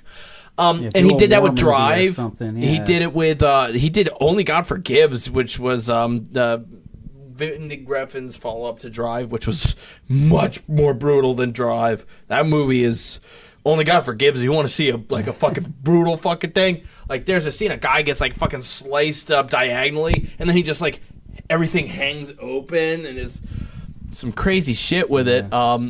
I do suggest that one only for the sake of, like, if you like a really challenging make you think movie, Only God Forgives is a very challenging movie in terms of, like, there's symbolism in every scene, and if you're not thinking about it, you're gonna be lost real quick. You'll be thinking, like, at the end of Inception, trying to figure out if he's still stuck in it or not. Well, like, in Only God Forgives, like, there's a whole deal with hands and how hands are either an act of, like, helping, or it's also it's like seen the as a Addams sin. Family type thing? Well, it's also seen as, like, sin because there's multiple ways of sin. You could So it's like hurt somebody with your right, hands. left hand thing type thing, like It's the kind of thing where, like, good and evil. Like yeah, kind of. There's some of that in there, and Russia and America. well, there's also some like how like hands are violent, and how there's like stuff where a lot of people fight each other and beat each other. There's a part where a guy basically gets his head smashed in with like a brick from this guy, and it's really fucking brutal. And you see all these horrible things that happen at the hands of people, and as things progress, you kind of see what he does with these. And there's even a scene where Ryan puts his arms out and he looks at him and he stares him down and he thinks about it and he's like, what have I done? How can I atone for what I've done with these hands and stuff? So there's some cool stuff with that. But and then obviously I suggest Drive. It's probably my favorite movie of the decade. If not Blade Runner 2049, like my favorite movie of the 2010s is a Ryan Gosling movie. Just take your pick. It's either 2049, Drive, First Man, fuck it, La La Land. I don't know, Gangster Squad. No, Gangster Squad is not in that top 10. well, I guess the Oh, that was a disappointment. yeah. Did you ever see Gangster Squad? Yeah. I did. It's not that bad. Like, I've had some people tell me it's like a horrible movie. It's like, I don't think it's that horrible. It's just, when you saw what the cast was, you expect, like, this absolute masterpiece. And then it ended up being kind of like a cheesy action movie. And it's like, why the fuck didn't you, like, call up Francis Ford Coppola? He's not doing anything. I'm sure he could do a good job. I don't know. Marty Scorsese could get a bone thrown his way, maybe. Give my boy Marty. Marty. I mean, are you telling me that same Gangster Squad, you give Marty Scorsese or like Quentin Tarantino or hell, let's let Christopher Nolan do a gangster movie. I like to see that. I like to see Christopher Nolan make a movie about a cucumber finding the true meaning of Christmas. I mean, there's like, when there's a great hyper talented person at something, like, you're just like, whatever you want to do, wherever you're going to go with it. And I like Denis Villeneuve, what he did with 2049. He's one of those guys where I'm pumped. He has his Dune movie is coming out, I think, next year. And Dave Bautista's in that one, too. So it's kind of funny that, he's following, Dave Bautista's in there. He's going to be Arnold to James Cameron is Dave Bautista to Denis Villeneuve, right? That's funny. That'd be cool. That'd be cool if Dave Bautista came like another Arnold. I'd be okay with that.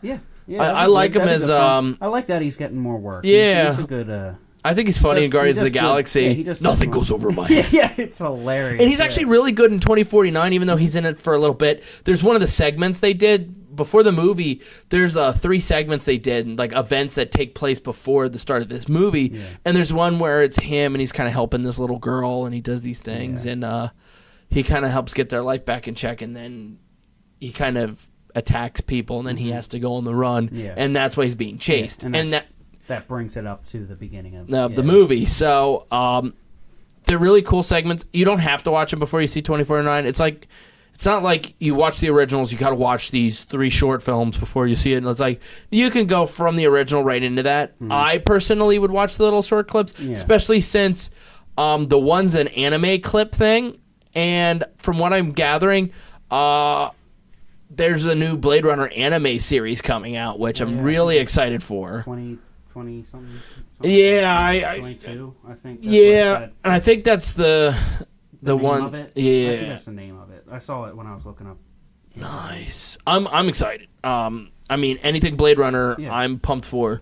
But like, I think 2049 could have worked so well because he also kept it more short of a storyline, but it was still a long movie. Like, it was still a good size, 2-hour movie. Yeah, I mean, this movie's incredible too. It still had that it has those moments, simplicity to it. Well, simplicity to the story. I could kind of which is one of the nice things about the Blade Runner movies. Like, I could explain you the whole plot to it pretty simply. Like 2049, for example. I'm going to do a non-spoiler one because I really want to talk about some of that stuff. So, kind of Ryan Gosling. He goes up against Dave Bautista. He's a new Blade Runner, and he's got to retire him. He does. He comes back. He deals with his captain. He gets called Skin Jump, and he's got this. He has a hologram girlfriend named Joy. And that's a great element of this movie, the Joy stuff. I had some people tell me they didn't like that part, and then I kind of like explained like what some of that added to it, and they were like, "Holy shit, I didn't even think about that."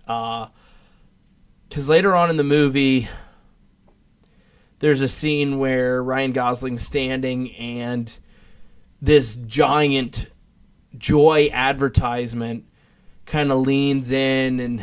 Yeah, it's like calls him Joe, which is the thing his girlfriend called him. Yeah, and I thought that was cool because it's like, well, I didn't think it was cool, but I mean, I thought it was. It makes you really think. But it makes you think about today, like the way that things are today, because they're having this personalized advertisements, and that's how it's moving. Like the way that advertisement moved.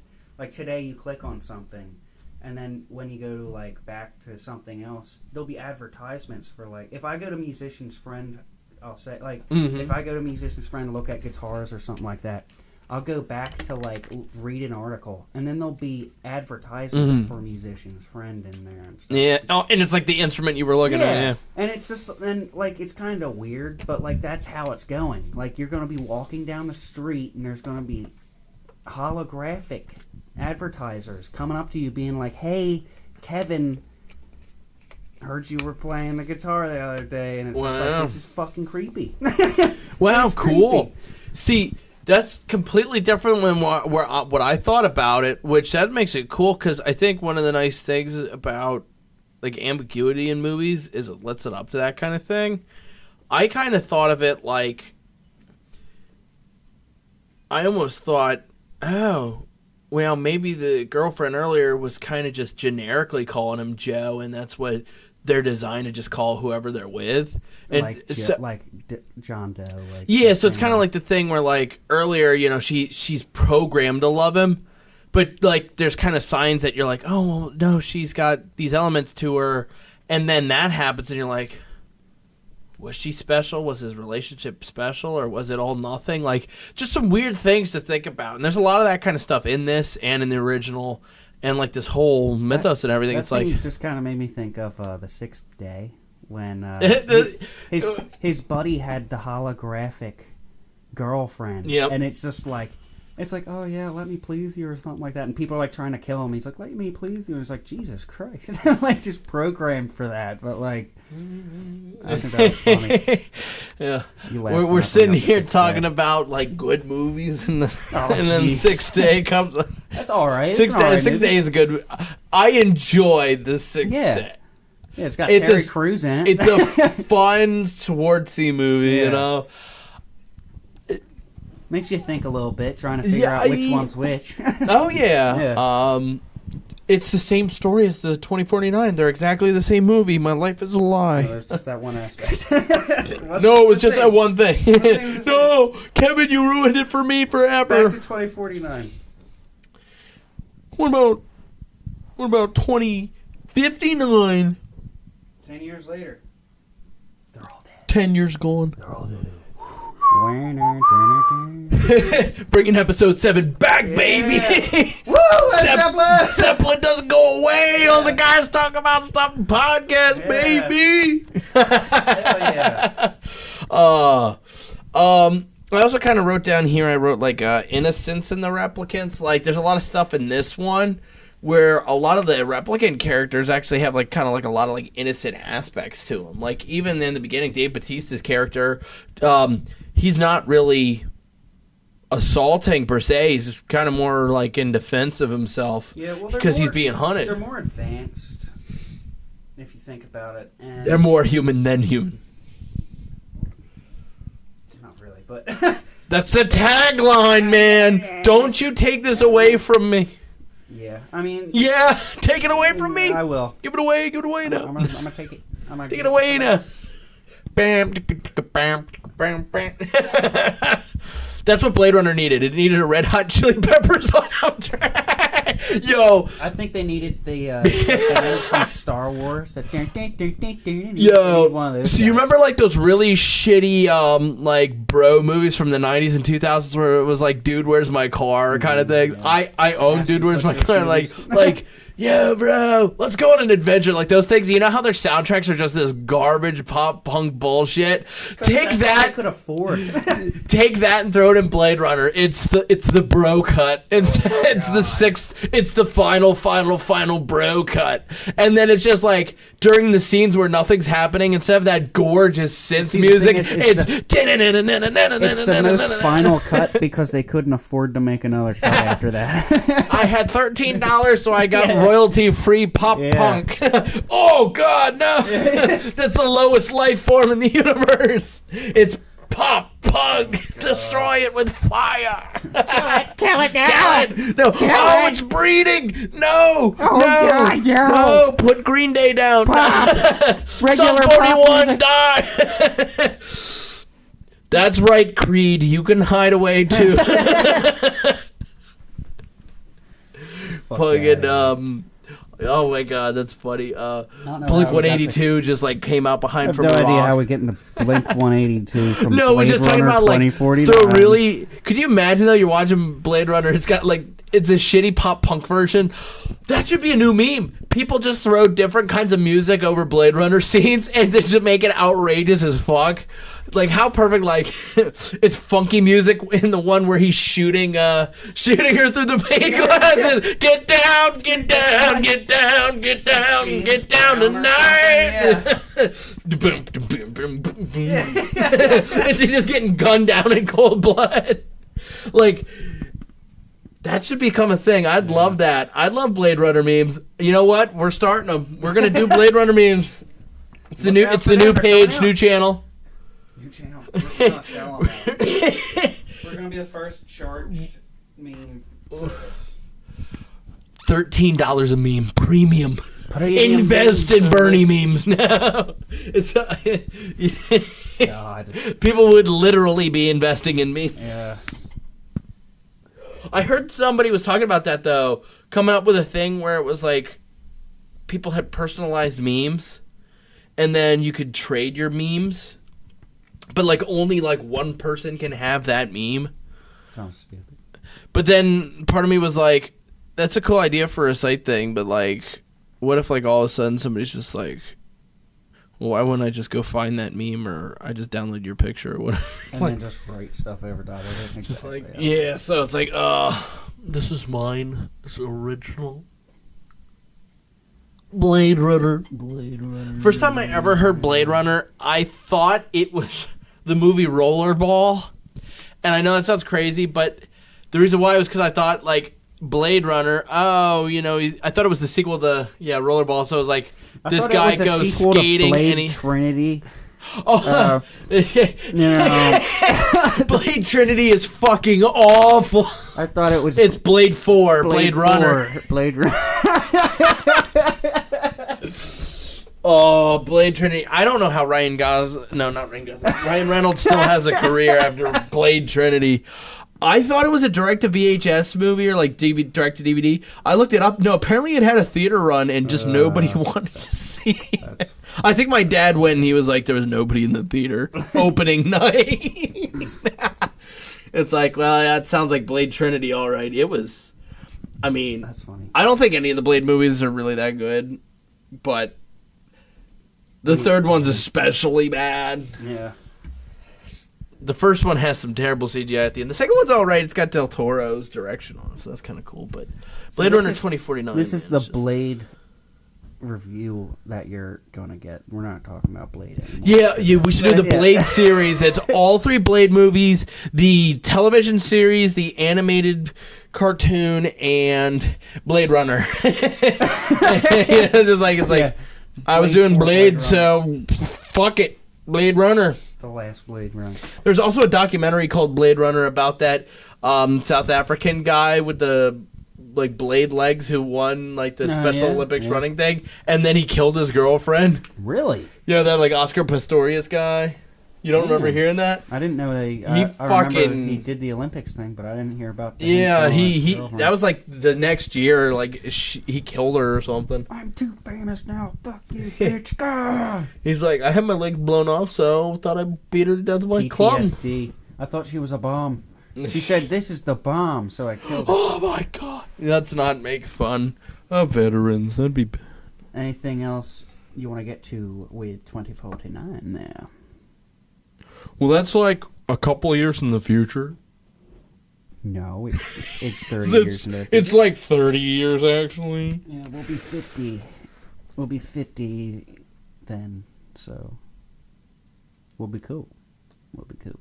If Earth still exists. Well, I hope so. Because Earth we will need to keep exist. doing this podcast. Earth will still exist, but will humans? Podcast. Yellowstone. My podcast will save the humans. Yeah. This is the most important podcast ever made. It has the opportunity to save all of humanity. If we just loved a little more and hugged a little more, Nothing would get done. nothing would get... But it would be a happier place For a couple minutes. for a couple of For a couple minutes. And people will be like, "Get the fuck off of me. Stop hugging me, please." I wanted a hug.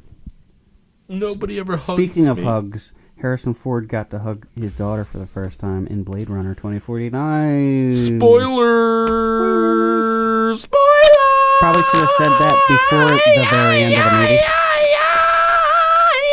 Is there anything you want to get to 2049 now?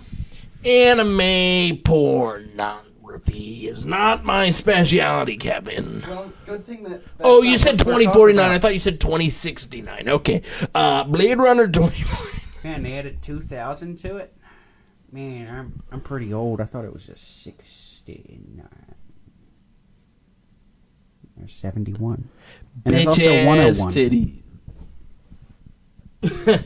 There was I was watching people play Fortnite over the weekend, and they killed one guy, and the one guy, his name was like Bob Blade Runner was his name, and then another guy was bitch ass titties, but it was TIDDIES, so it was bitch ass, but it was as with like AF with a A55, so it was like bitch. Oh, so they could get away with it. ASS was like that.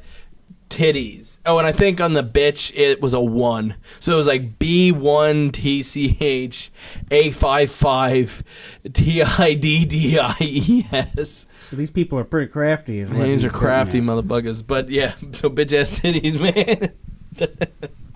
It's Blade Runner 2049. Yeah, he's getting there. He's getting there. It's happening It's happening. Slowly. right but he's getting now. there. In the future now. So Blade Runner's back. so Deckard is here, and he's queer. Wait, we have Harrison Ford on the podcast? We do? Jeez. Can't wait to meet him. Hi there, Kevin. Jesus Christ. No, let me try the no. Hey, no, Harrison, come back. Harrison, come here. Harrison. Hey, kid. I was in Blade Runner. Harrison Ford seems to have had a stroke. He caught John Wayne disease. Yeah. Where everything's like this. Hey there, kid. How you doing? Oh, hi there. I smoke a lot of cigarettes. Hey there, you can kid. tell I got lung cancer. Star Actually, it's Wars. stomach cancer. It's testicular dong cancer. Let's not make light of the dong cancer. Jesus Christ. Now, can you just fetch me my stogie?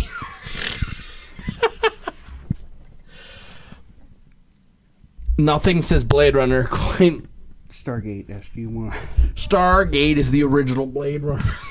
God. Even though it came out 15 years after Blade Runner. because originals don't exist. Anyway, Blade Runner 2049, good Guys, movie. I've been Ryan trying. Gosling, Harrison Ford. They shoot stuff. Replicants die. People die. Things happen. Boom, boom. Skin jobs. Skin jobs. I love the ending of 2049. I don't really want to ruin it because I know it only came out the end of 2017, which is still really it only came out 2 years ago. No problem. No, like a year and a couple months ago. It was like October because I remember seeing it for my birthday. They had their chance. So Deckard is a replicant, and it's proof because I said so, and because Ridley Scott said so. So I take that as proof. And if you disagree with me, then you're wrong, and that means you're a bad person. Now people are leaving. -5 subscribers. Hey, I did a good job. It's okay. Fuck you, San Diego. And yeah, go fuck yourself. Ron Burgundy has a podcast now. Hey there, I am Ron Burgundy. Was there anything else you would like to say about Blade Runner, Alex? The greatest movie ever made. Blade Runner.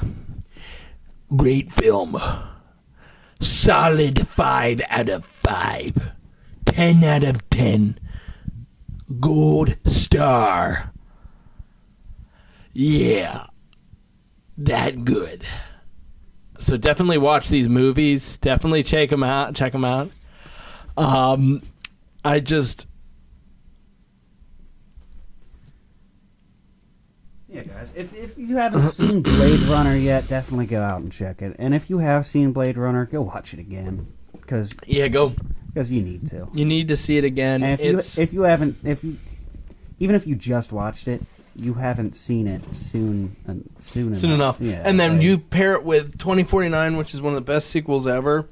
It's just so interesting that they were able to come to this franchise after what? It was 30 years. It was what?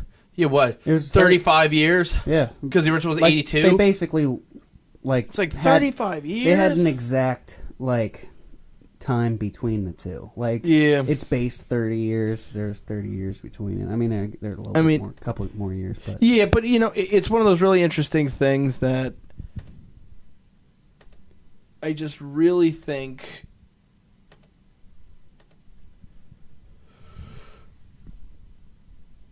it's just so good. No, he lost his train of thought. I lost train of thought because I was checking the computer, seeing where we were time wise, where we were Samwise Gamgee. Samwise is the only reason why the ring actually got to Mount Doom, because they got all that way, and then Frodo's like, "Nah, bitch, rather keep that shit. Take it to cash converters. Get that credit." He's not wrong. This is that accurate. $250 trade credit. He goes to cash converters. Yo, we can give you like a PS4 Slim for that, but you're not gonna get the Pro. Like, you're not getting the Fortnite double pack. You're getting $250 in credit, but you can only use it on DVDs and older formats. That's terrible. Oh no, it's just so funny that Blade Runner is just so funny of a franchise. It's just a laugh a minute kind of deal. Right, Kevin? Right? Like, when I think Blade Runner, I think absolute humor. There's no better. This is becoming a shit show. Everybody, I want you to know, where does the rain come from? I'm doing some effects, man. We're revolutionizing the audio of the podcast world. Ron Burgundy. I think you're unsubscribing people for that. Ron Burgundy says Blade Runner is a great movie. It's not my opinion, it's fact. And it is also fact that Blade Runner 2049 is amazing. And if you don't like it, you can go fuck yourself. You can get out. How about this? We take all the people who don't like Blade Runner and we put them on the other side of the wall. See, we get rid of all their poles So they can't just pole themselves over, pole jump themselves over. No poverty. No poverty. No ladders. No problem. We make it 2 feet taller than any ladder. So what we do is we build a wall and we get rid of every Lowe's on the side of Mexico so they can't get ladders. And then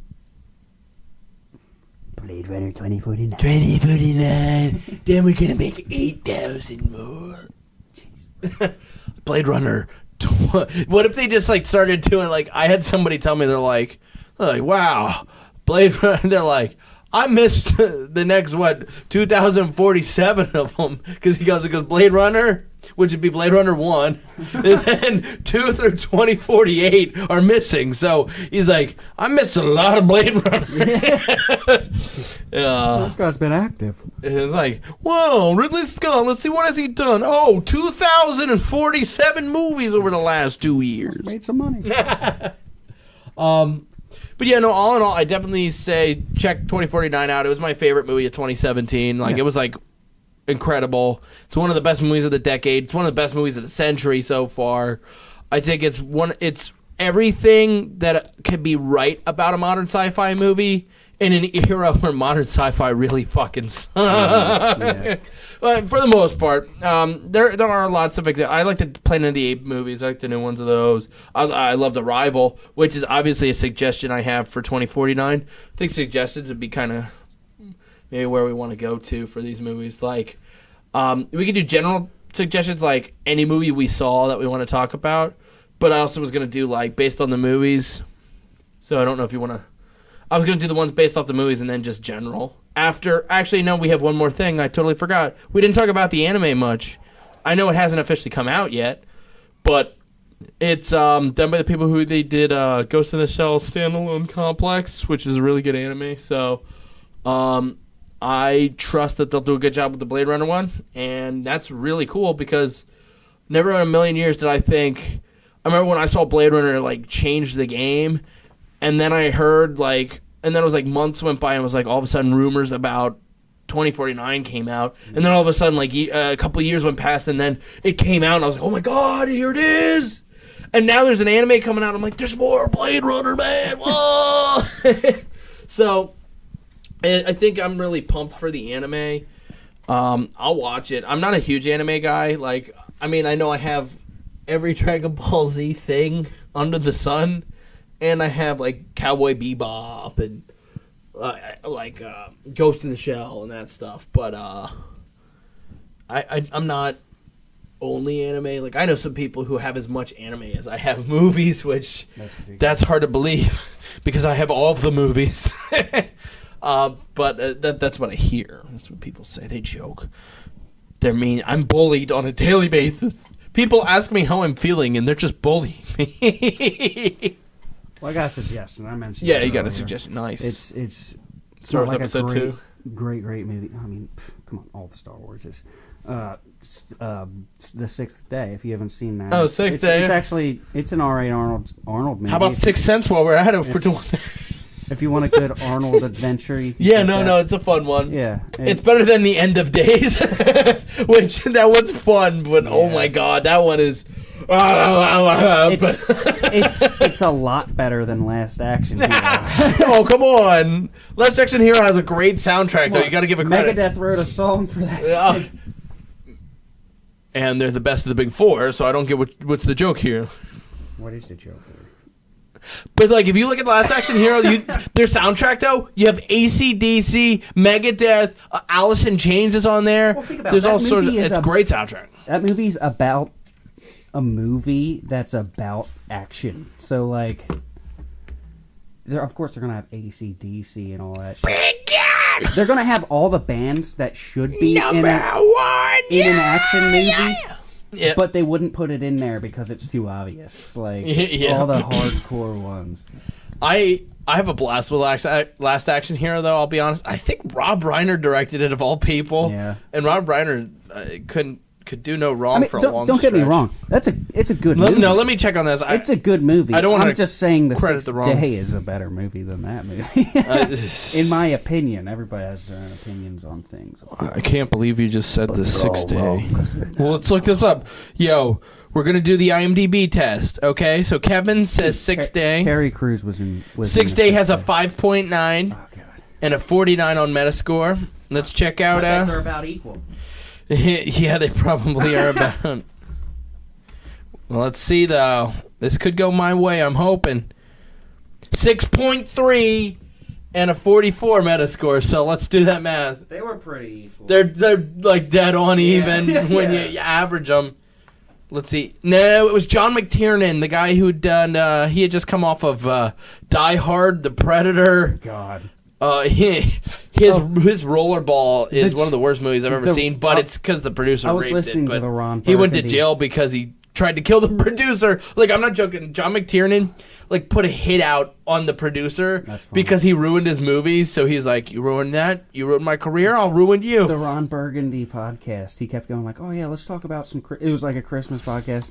He's just talking about Christmas. He was like, "Yeah, what's your favorite Christmas movie?" He's like, "Die Hard," and everyone's just like, "That is not a Christmas movie." He's like, I mean, yes, it is. really isn't, but it technically is. But it's just based like during default. Christmas. That's all the reason. That's Yeah. the only reason. Like, it's not like I don't know. It's a Wonderful Life or anything. It's not like you come away a different It's person. not a Like, I'm glad I Christmas watched story, that. Yeah, it's not a Christmas story. Yeah. Yeah, John McTiernan also made Medicine Man. I remember we watched that in school one time, and I was like, "This isn't a good movie." I would suggest the song "Medicine Man." By who? Pantera. Okay. Medicine Man.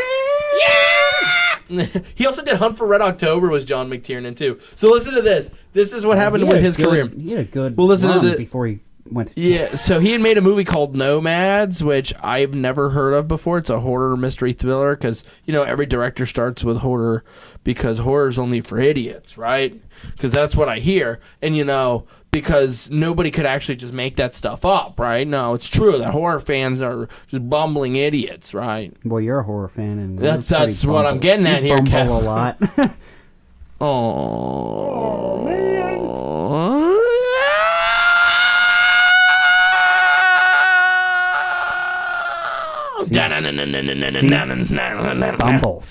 Bumbling. I was doing Thriller, thank you. That was Tom Araya. Bumbling. We had him as a guest. That wasn't me singing. That was Tom. Tom Araya bumbling. Did you know Tom Araya sang on an Alice in Chains song? It's like a 40-second song. And it's like all the band members are playing wrong instruments and everything. That's kind of weird. It's kinda- he's on lyrics because it's the wrong instrument. Yeah. Kerry King is the best guitarist of the Big Four. God. Anyway, so John McTiernan, he had done that Nomads movie. Then he did Predator, which like redefined action movies of the 80s. But it's a really cool sci-fi horror action. Yeah, I really love Predator. Then he does Die Hard. He reinvents the action genre again. Then he does Hunt for Red October, which is another really good one. Yeah. Then he does Medicine Man. Then Last Action Hero.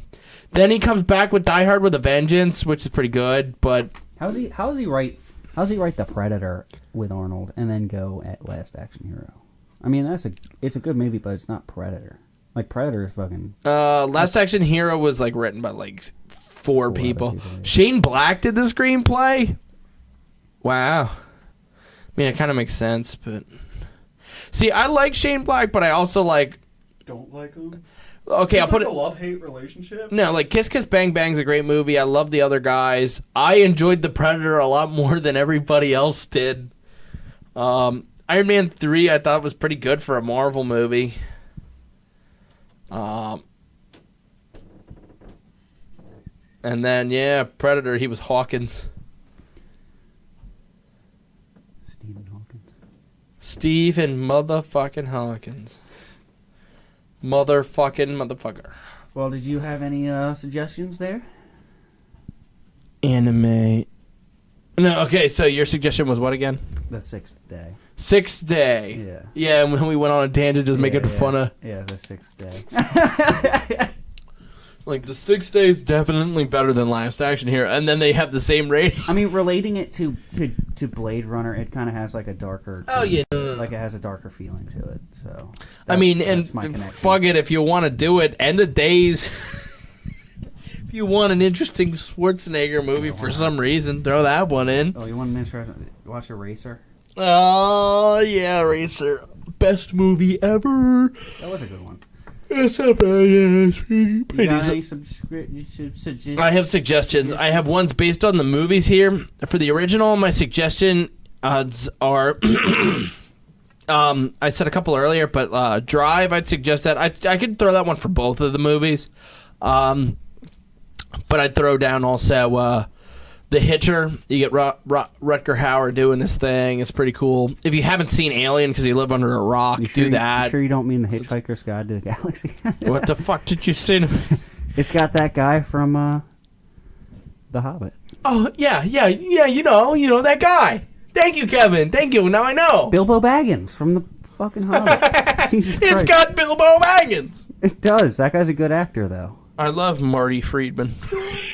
No, the guy's Martin Freeman. I was gonna say that, but right. Marty Friedman's the guy from fucking Megadeth. So like, yeah, you go up to him and be like, "Here's a guitar. Play the solo for Holy Wars for me, man. Just do it. I need to see it." And he's like, "Fuck you." What did you say? Yeah. And it's like, Hangar 18. Can you do that one for me, man? He's like, I don't even understand. You're such an imbecile.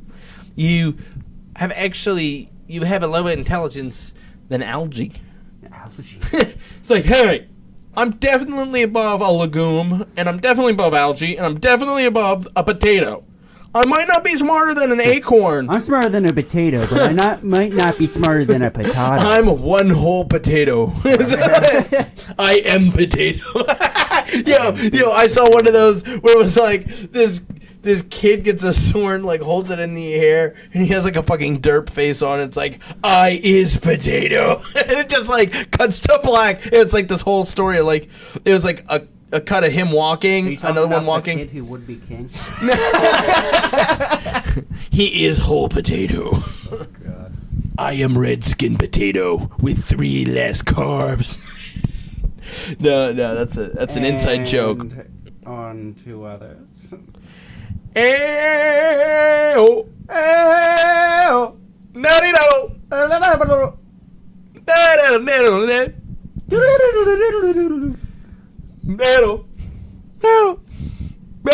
We're not queen.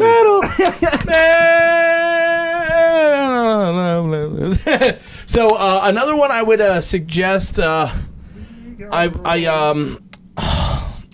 if we can just get there. I mean, honestly, I could just pretty much suggest everything Ridley Scott's done. I'm gonna go with Prometheus as another one for the original, because it has kind of a similar vibe in the fact that it's like people meeting a maker, them not really understanding what that means, who they are, this kind of journey of the self kind of thing. I think there's some elements of that. Ridley Scott also did The Martian, which is another really cool sci-fi movie. I really like that one. I mean, he also did. It's very different. It's a lot funnier. Yeah. Thelma and Louise is a great movie he did. I mean, I'm just gonna roll through his discography. It's like, check it out. Gladiator. I think I said that, but Gladiator. Alien Covenant. Even I liked. Let's see what else he made. He did Body of Lies, which is really good. American Gangster is really good. Kingdom of Heaven. Do the director's cut for that. You won't be mad. Matchstick Men. Black Hawk Down, Hannibal. I mean, there's really a lot to choose from. Black Rain's another one. If you do really love Blade Runner and kind of like the vibes coming off of it. To Purple Rain. I have Black Rain. I have it on the Laserdisc, and it's really rare to find on some of the different formats, but you can get it on Laserdisc, and I do have it. So that's one I still need to watch, but I'm kind of pumped for it because I'm like, it's 80s Ridley Scott. Another great one. He did a Apple Mac commercial, 1984. It's actually a really good commercial. It's the Mac 1984 commercial. It was really famous. It played at the Super Bowl, and it's a thing. The person runs it with a hammer, and they chuck it at the screen and breaks it. Is it an Apple Mac commercial from No, the 80s? really check it out. It's actually a really good commercial. Also, he did Legend with Tom Cruise, which is good.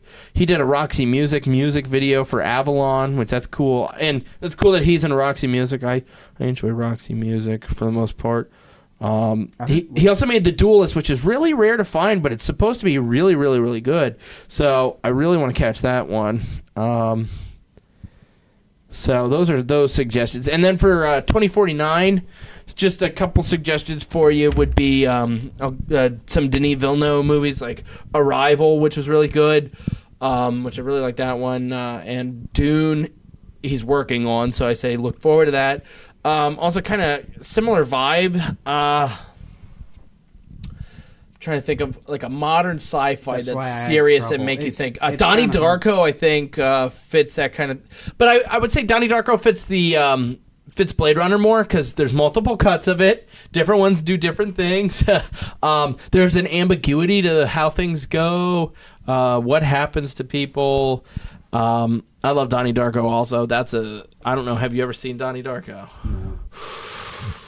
Oh, I gotta pop your Donnie Darko cherry, man. You're gonna no, trust me. Like Donnie Darko it's one of my favorites. Now. I'm not sure. It's really good. I'd have to look at something. Yeah. No, Donnie Darko. It's really good. It's there's a giant bunny and it talks to Jake Gyllenhaal and talking about in 30 days or it's like 26 days, 18 hours, 36 minutes or something like that. There's some stuff like vampires or some shit like no. that. No. What am I thinking of? Thinking of something else. I have no idea. He's dead and there's vampires. You're thinking of Van Helsing with Hugh Jackman, that terrible CGI crapster piece? No. Hey. I like that one. Yo, if you're going to get a bunch of friends together, get really drunk and watch a movie, it's a ton of fun. Yeah, I love that movie. Growing up, I had a game for it, too. Yeah. Oh, yeah, I remember the game. Yeah. Van Helsing. No, that's a cool one. I enjoyed it in it's kind of a little funny going back and watching that one now because some of the stuff in there, it's like the Mr. Hyde scene's a little like the CGI hasn't held up that great. I don't think the whole movie really held up. Oh no, the movie it's kind of funny now. But I remember back in the day watching it, I was like, "This is really awesome." And I'm like, "It's the Universal monsters, man." It is kind of cool. Like it's still kind of cool if you think about it. It's its own universe. Yeah. But yeah, anything else you wanted to get to with the suggestions there? I guess I would just do a couple general suggestions. Last night was the Oscars, which I know is confusing you because this episode's going up on Friday. So, obviously, so a week ago, something like that. 5 this past weekend, the Oscars. Green Book won Best Picture, and I was really excited and happy that happened. It's a really good movie. It's really funny. It's a nice adventure journey thing, and it's a movie that kind of... Is that the one with... Viggo Mortensen. It's Viggo Mortensen. That's good. And he's great in the movie. Yeah. He didn't win because Rami Malek was so great as Freddie Mercury in Bohemian Rhapsody, but Viggo was still great. He's always been great. I mean, from Aragorn, everything that he's in, he always does a good job. Yeah, and he really dedicated himself to the role. He's really funny in the movie because there's a lot of times where it's be like eating a meatball sub and then like he gets sauce on him. He's like, "Hey, what the fuck?" Meanwhile, the guy he's driving around is like this rich jazz musician, and he's like, "You will have manners with me." So it's kind of funny. It's a funny story, and it's actually a true story. It actually really happened, and it was really kind of cool to see that movie. So I'd suggest that one. First Man, we talked about that. Obviously I suggest that one. I guess you could really go through the videos on this channel and see what movies I've reviewed. But I got an interesting review coming up for Cannibal Holocaust, which, for those of you who aren't aware, Cannibal Holocaust is one of the most controversial movies ever made, if not the most, because initially it was banned in like 100 countries and you couldn't buy a copy of it in most places. And I was able to get like the first ever Blu-ray release of the movie and like the first ever home release in the UK ever of the movie. And it actually has... One of the big things about the movie is that it has like some animal cruelty stuff in it, which is kind of messed up. But it helps the authenticity of the movie, but I know that sounds kind of messed up, but like it makes it feel so real because it's like a found footage movie. And it's like tribal people killing these things and these animals, and it gives some authenticity, and it is like it's kind of horrible because it's like, wow. But on the same hand, I have to say, like, the movie's very well done. I think the soundtrack's great, and it's a very interesting Blu-ray release I'm going to talk about. And there's actually, it has the animal cruelty-free version, and it's a way of kind of still watching it and kind of getting around that stuff. So, except although when you play it, though, if you really don't want to see anything, skip the part where the guy kind of talks about the old cut, because there's a part where he's like, yeah, if I had it to do all over again, you know, I would cut before I cut the turtle's head off, and then it shows you the footage of the thing coming down and hitting the turtle's head. It's like, well, what the fuck is the point of you making an animal cruelty version if you're going to talk about the cruelty version beforehand and show me the violence? So it's like, well, fuck it, I guess we should have just watched the other version. And there are like 3 or 4 rape scenes in this movie. I mean, it helps the authenticity of the creepiness of this film. You know, it'd be really funny if somebody like accidentally like skipped forward a bit and they think we're still talking about Blade Runner 2049. Yeah, no, and I'm talking about the fucking real animal murder, fucking 4 rape scenes and shit, and they're like, there's no animals in the movie, so no real animals because right. They're all synthetic. They're all synthetic replicants. Yeah. You think I could afford a real snake working at a place like this? Hold me closer, Tony Danza. See, now I just ruined it for everybody. Oh, You're God. never going to be able to...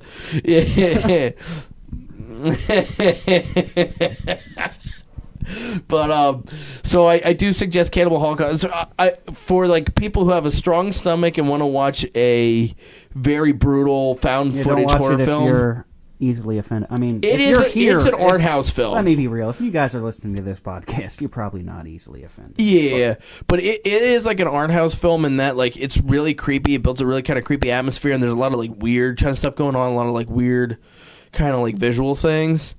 And there's different kind of dilemmas of like who are the real savages and who's who and what is like, does civilization just dilute our idea of humanity, or is it a progress towards better things, or like what really is going on? And you know, the simple people, you know, are they the ones who are wrong, or is progress wrong? Which are some weird kind of crazy ideas to bring up in a what is seen as just being a gory horror movie, but it's a smarter movie than people give it credit for, and it deserves the talk it gets from the people who do talk about it. So I do suggest that one, and we got some other cool stuff on the way too. So yeah, I suggest my own content. Yeah, I highly suggest you check out some of the other videos on this channel. Any idea what we're doing next podcast here? I wrote it down in my other journal thing. Okay, so it'll be a surprise for you guys. I guess it is a surprise then. I mean, we'll figure it out like a minute after I hit the stop button. Yeah. You guys are going to be will have waiting to a whole week. Like, what are we doing? Like, oh my God. What's coming? You'll have to be listening to his reviews. You're going to be watching my reviews, bitch. Waiting for the true podcast. Waiting for the truth. Waiting for the true podcast, which has me.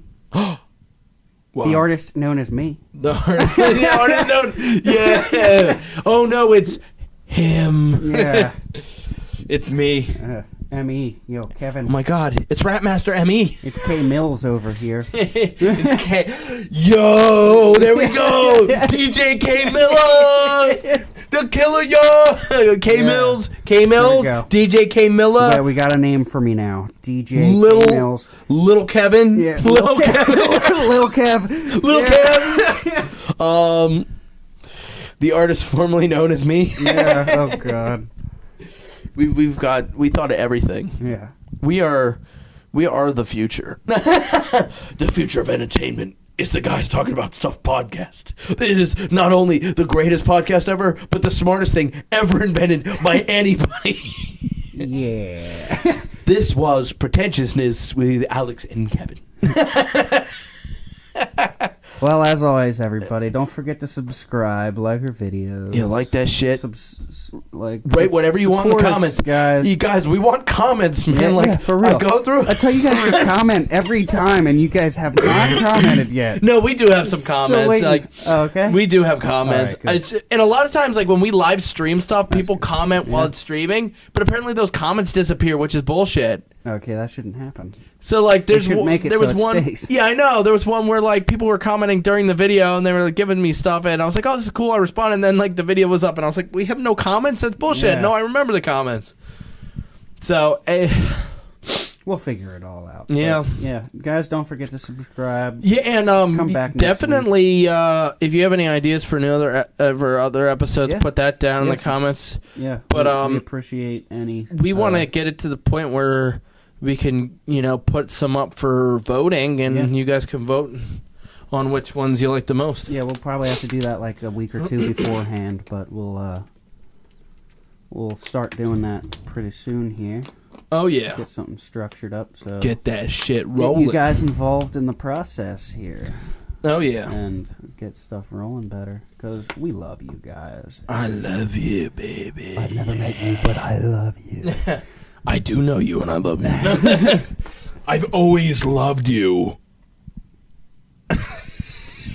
Anything else? Thank you, Harrison Ford. To bring up in this podcast here on this day. I mean, besides the fact that the Guys Talking About Stuff podcast is the greatest podcast ever.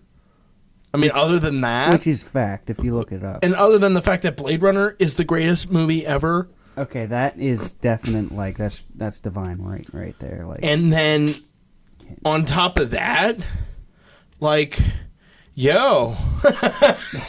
No, I love that. Have you ever seen like an interview where somebody's getting ready to say something great and then they forget it and they're like, it's like, yo. It's like, what the fuck does that mean? That doesn't mean anything.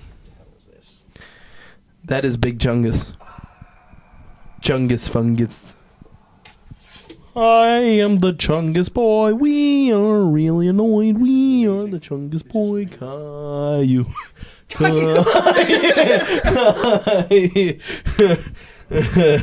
Chungus Fungus and the Caillou bunch doing things while I eat my munch. Yum yum. that's terrible. Kevin. Oh, isn't it just perfect in your little world over there, huh? Yeah, I got this guitar right here, which You've got that guitar that's definitely yours and not mine. yeah, I didn't just pick it up from Alex's collection. You didn't. But this is Eric Clapton likes this guitar. Yeah. I don't know the name of it. I forget what it is, but oh, that sounds amazing. Yeah.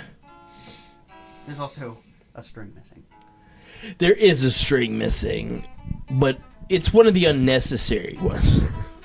I only need a 5-string. Ron Burgundy is so good, he only needs 5 strings. You heard it here Oh, first. the artist formerly known as me only needs 5 strings. Oh.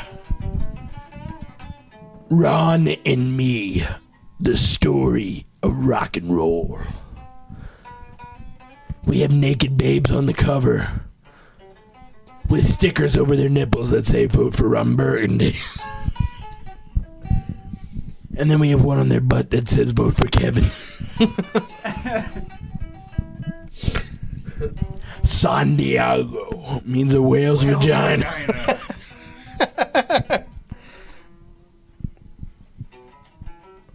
Anchorman is the greatest movie ever made. You know what's funny though? People forget, like, when I told people that the new Halloween movie was directed by the guy who made Anchorman and Pineapple Express, they were like, oh, it's going to be fucking shitty. And then they watched it, they're like, oh, wow, it's actually pretty good. It's like, yeah, maybe you should give it a chance and not just shit on it because the guy did a different genre before. But, like, I love Anchorman. I love Pineapple Express. I'm not going to sit there and be like, well, okay, Blade Runner here. That's Pineapple Express way up That here. stoner movie guy, man, he's gonna make a good movie. I think he also made Your Highness, which No, is that one wasn't yo, Your Highness was so bad, but it was so good, but it was so fucking bad. I forgot about it. When they knocked then they hocked that like a giant's dick off, or a troll thing, or whatever. Oh, yeah, no, it's just.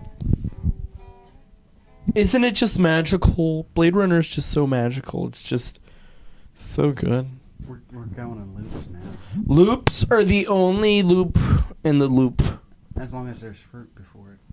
With the lights out. Here we are now.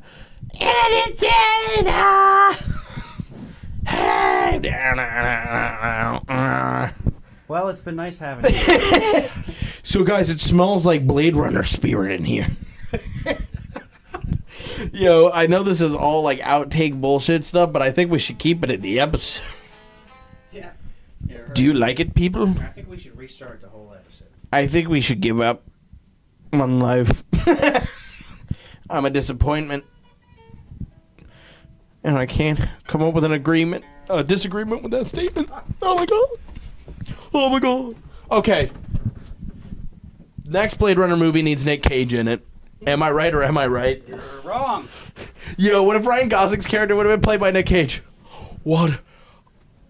Am I your son? Would have been a bad movie. And then with the horse thing, he'd have been like, oh!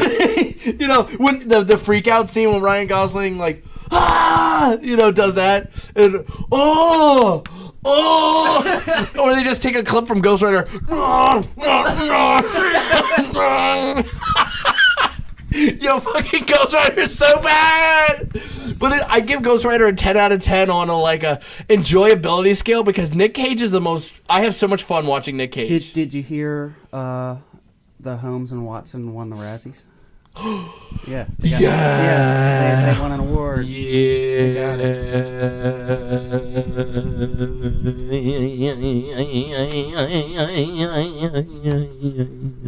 All right, guys. Well, experimental, man. This podcast is real. This podcast is good. You should listen more. This has been a great time. This should be the intro. It should be like, please love me. I hope not. I want you to love me because I can't love myself. Ron Burgundy, sad, lonely version. Going to die alone. Write it down in crayon. Well, if you're still listening, if you're still listening, I love you. Subscribe to me. And keep listening. Keep listening, baby. This is definitely the best episode yet, man. I don't know. All right, guys. Well, we'll see you in a little bit. Probably a week. Yeah, a whole week. I mean, we've been pretty consistent with the releases, but you never know when a mistake's gonna happen. So bye-bye. Bye-bye. See ya.